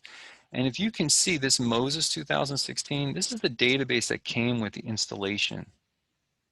It doesn't have pre-populated stuff from Virginia. If you follow the instructions that I pointed you towards, this document, this file, Moses, all VA, all soils with R2GZ, which is RUSLE2 grazing templates, 2019B, right? That file is the pre-populated Moses database that you can download. And if you put it on the right place on your computer, then all you got to do is choose this open alternate and you select that one. And you know, once you've selected it, you can make it your startup database. But what I want to show you here is I have multiple databases that I use. So the number one troubleshooting problem that I solve for people, and it's not hard to solve, is they call me and they say, all my information is gone. Well, I ask them, what database is showing here in the bottom right-hand corner? It's not the one they want. It's not the one that they've named. Right? Says I recommend you customize the name for your county or your service center or whatever. And all they have to do is go here, database menu, open alternate. Now sometimes it's hard to find the right one, but once they found the right database, we put this check in place, startup database. So the next time RUSLE2 starts, the right database will come up, okay? So this is a tip. Always look here first. If we look here across these icons, what I want to emphasize is that there's some functions like save and copy, paste. There's some function icons. The next three colored icons here, these are RUSLE2 calculation files, but I always use plans. And, you know, I'll maybe give you a peek at some of the others and how they're organized. When we start with the cloudburst and we move over to the right, these are all inputs, right? So if I open the climate, if you see, if I hover, it will actually tell me these are climates. These are this is my climate data for my Virginia counties. And so the R factor, right? Remember those rainfall intensity curves that I showed you? All that information is in here.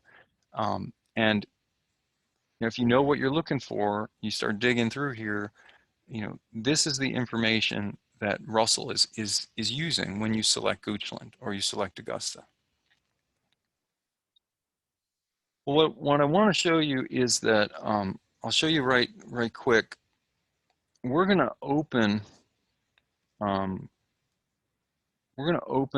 plan we saved earlier, right? I did that quick demo. And I want to do two things. One is I want to give you a peek at the nested calculation structure that's in RUSLE2. And then maybe we can take a peek at managements in the few minutes that are left. One of the hardest parts of using RUSLE is it gets really confusing because there's lots of different windows. And so you just have to remember where you are with your windows. And when I say windows, this is what I mean. Right here, if you look at the top, right up here, we're in a plan. A plan is the most complex type of calculation. A plan allows you to model multiple alternatives on multiple fields in one file. A plan, I think of almost as like a tract, right? The tract is always going to be in the same county. If it's not, you got to start a different plan document in RUSLE, but different plan file. But there's the location is selected at the plan level. Then each field is actually modeled in what's called a worksheet, okay? So we have 3 worksheets, and the first one, you might remember, this is our most permissive slope. It's the shallowest slope or least steep slope. We enter this worksheet. So this is worksheet field 1 of the plan. There's these 3 worksheets. They're nested inside the plan. And at this level, you know, we have our field factors, right? Our soil type and our topography are set. And you know, I already showed you have these management alternatives that, and you have a lot of different inputs you can get to here. But in fact, the way I think about these, what I'm mousing over here, these are management alternatives and results, they're actually shortcuts to the profiles. Profile calculations that are associated with each of the different alternatives. So let's open the first profile. And I call this drilling down. We're going to drill down into this yellow folder for the first profile. The profile is the basic computational unit in RUSLE2. And you can just do a profile. A profile is one management on one slope, right? So if you want to compare like 18 managements or 18 scenarios, you have to do 18 profiles. Well, you could do that, but that's going to be a real pain because now you got 18 different files. But the base computational unit is here, and you can see because it's set at the higher level, okay, the climate has already been set, the soil type is grayed out, the topography is grayed out. That's all been set at the higher level, but down now we can get into the details of the management. This is our pull down menu where we select our management. I'll get to that next. You can adjust your management inputs, adjusting your yields, adjusting residue burial. There's a lot of details you can monkey which I don't necessarily always recommend doing. And then your supporting practice, contouring, strips and barriers, terraces and diversions. You know, that's has been used in some parts of Virginia, but is really not a major factor anymore. Why? It slows runoff. It does not prevent detachment. And so it is not highly effective in reducing sheet and rill erosion. And it's also not at all effective in improving soil quality.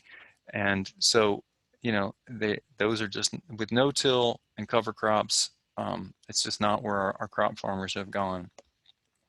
Down here we have our results, and you know, there's a lot of different results, you know, we can look at, but I'll just show you here. I can go to track biomass, and I have my standing residue and so forth, but this is a useful example. If I click on the header for the net canopy cover %, I right click and I graph it. This is a 1-year rotation of soybeans. What is it showing me? It's showing me that the beans are planted May 1. We have 100% canopy cover pretty quick. Now that doesn't mean we have soil protection, we just have canopy because this is a clean till option.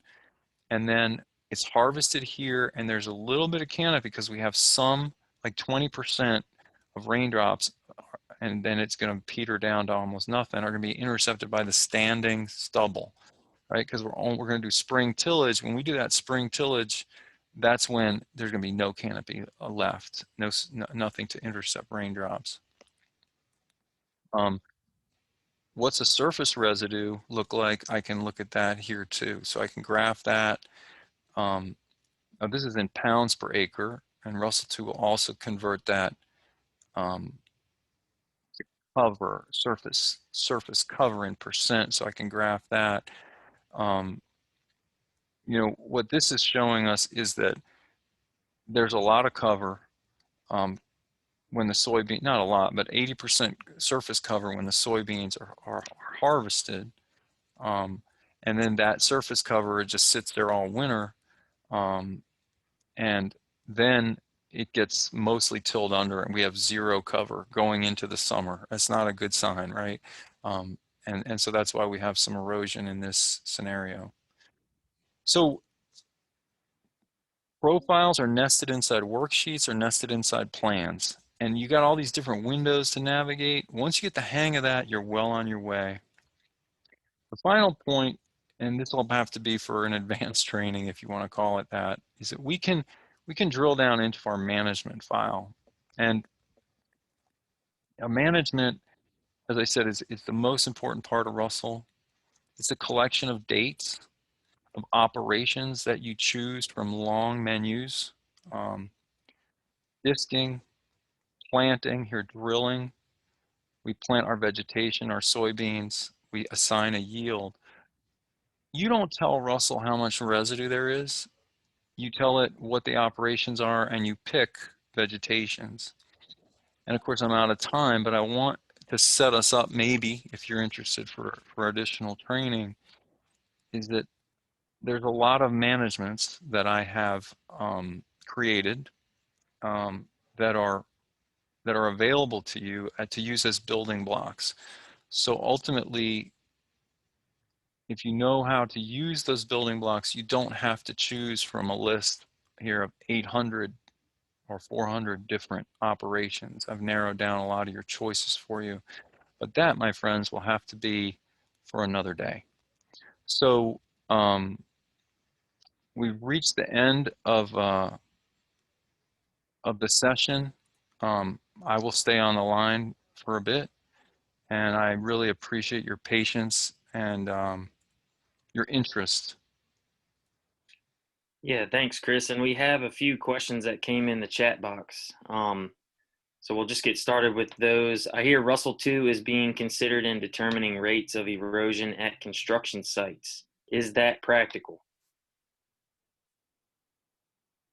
That is a great question. RUSLE2 has been and is used in some places to help, I guess I would say, I mean, I don't call it predict the rates of erosion, but assess, you know, the quality of construction site erosion mitigation. Is it practical? I've never used it for that. I know there are some folks, there's actually a guy who teaches a course on using it for that purpose. You know, there's some special expertise out there in using it for that purpose. But you remember all the things I told you about how much uncertainty there is in some of these factors. So it's certainly better than nothing, but it's not going to tell you how much soil is leaving the site next year. Does that make sense? It will help you gauge or compare alternatives to which one is more likely to have a better outcome. Okay. And the next one is, wasn't the majority of the USDA SCS research conducted in the Midwest? How does it transfer to Virginia, especially the coastal plain? And what might be some limitations on using it in Virginia? So I actually think the stations, yes, there was primarily the Midwest, but there was a lot of, there was a fair amount of distribution. So like I think in 1929, I mean, Hugh Hammond Bennett was from, oh gosh, I can't remember the name of the county. Well, I think one of the first erosion stations was set up in his county. It was at Anson County, North Carolina. I mean, you're right, mostly out there. Limitations on its use, it's by far the best. And it's so old, right? I mean, this is old information, but it's by far the best that's out there. The only thing we could do better is try to gain a little insight from things like Dr. Raskowski's 6-year study in North Carolina. Is Greensboro, I think.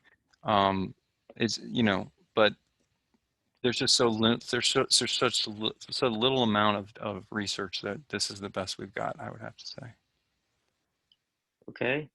And then can you touch on running RUSLE2 on pasture? There was an email that was sent out in May that stated NRCS policy changes which no longer require you to run RUSLE2 on pasture. Districts are currently required to input a soil loss number into the tracking program in order to calculate the conservation efficiency factor score on stream exclusion practices. Districts have been advised to use the new pasture management options in the RUSLE2 database that calculates soil loss based upon estimated plant cover observed in the field. Is there any discussion on improving upon this approach? Also, I have run across some new CREP projects in which RUSLE2 was not run because erosion was not a resource concern. What options do districts have in these instances? Because we still need to put in a soil loss number for the tracking program. So, wonderful question, very detailed. I know I was in some discussions with my boss and with some folks from DCR about this topic this summer.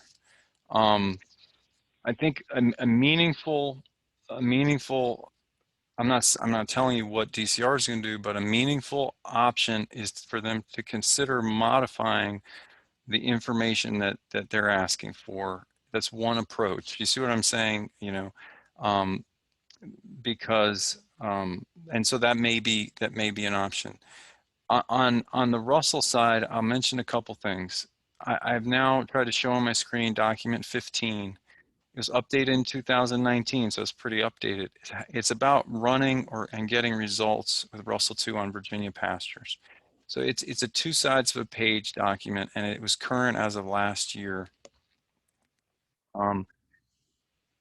RUSLE2, I emphasize it's for cropland because more and more that's the way it looks. It was originally designed for cropland. The research was not done on pastures whatsoever, and so it's marginal. Its value is marginal at best as a technical tool for modeling erosion on pastures. This guidance tells you an approach that we've been using as a stopgap, and it was supposed to be for a short time, but you know, sometimes stopgaps last a long time. I might as well just open it. It emphasizes this idea that as a stopgap, you know, you can't build a pasture management because they just don't have the parts and pieces, and we don't know how they all work together. So I created a long time ago these 8 choices. So you kind of assess, you know, how much canopy you expect, and you choose one of the 8 choices and you drive on. And it you know, it certainly has some value, but what NRCS has shifted to policy-wise is using the pasture conditioning score. And the results of the pasture conditioning score, certain elements, I can't tell you exactly which ones they are, erosion is one of them, but if you know the pasture conditioning score, that's a webinar, I believe that JB, Danny, my colleague, is either taught or will teach to you guys on this series. The PCS now is the direction that NRCS is going in terms of assessing erosion risk on pastures. And the chances of RUSLE2 being improved for this purpose and getting you a better output is essentially zero. Believe it or not, a lot of people put a lot of work into trying to make RUSLE2 better for pastures, and there's actually a lot of built-in science for pastures in Russell. And a policy decision at the national level was that they weren't going to follow through, and so it's just been left to drop. So PCS is the most technically, it is the NRCS direction for pasture assessments. I'm going on and on, but just to tell you that I totally sympathize with the situation you guys are in. But as you know, PCS does not give you a soil loss number. It gives you essentially a rating of how well the pasture is doing. And so the idea is, well, if you don't have a pasture problem if you have a PCS score on these elements of, 4s, right? You have to have 4s on these elements. That doesn't give you a soil loss number to put in your form, and that gives you, and you're stuck. And I think a valid approach is going to be to talk about either you using Russell to get the values that are needed for your form, or maybe changing the form. And what I've got in front of you on the screen, this is how I would do it. I mean, if you're like, my boss is telling me I gotta have a soil loss number, well, you could use this. Corey, I'm sorry, that was a long one. No, that was good. And then lastly, we just have a little note here. I would like to request an additional RUSLE2 training, perhaps a follow-up training to this. Scenarios would be provided and attendees would work on them in real time with Chris. It would certainly require those who attended to already have RUSLE2 downloaded and ready to work on.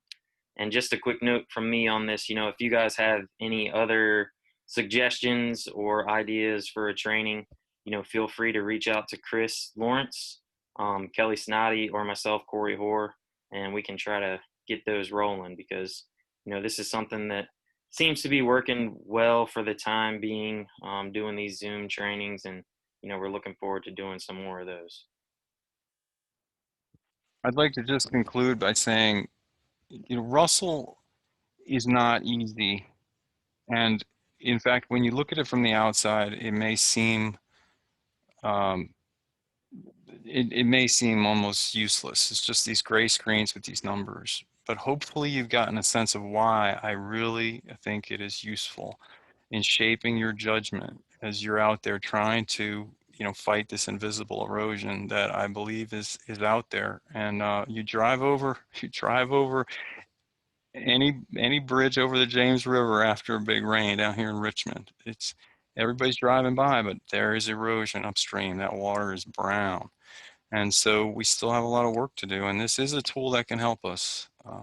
So thanks for letting me share some thoughts with you today. Yep. Thank you, Chris.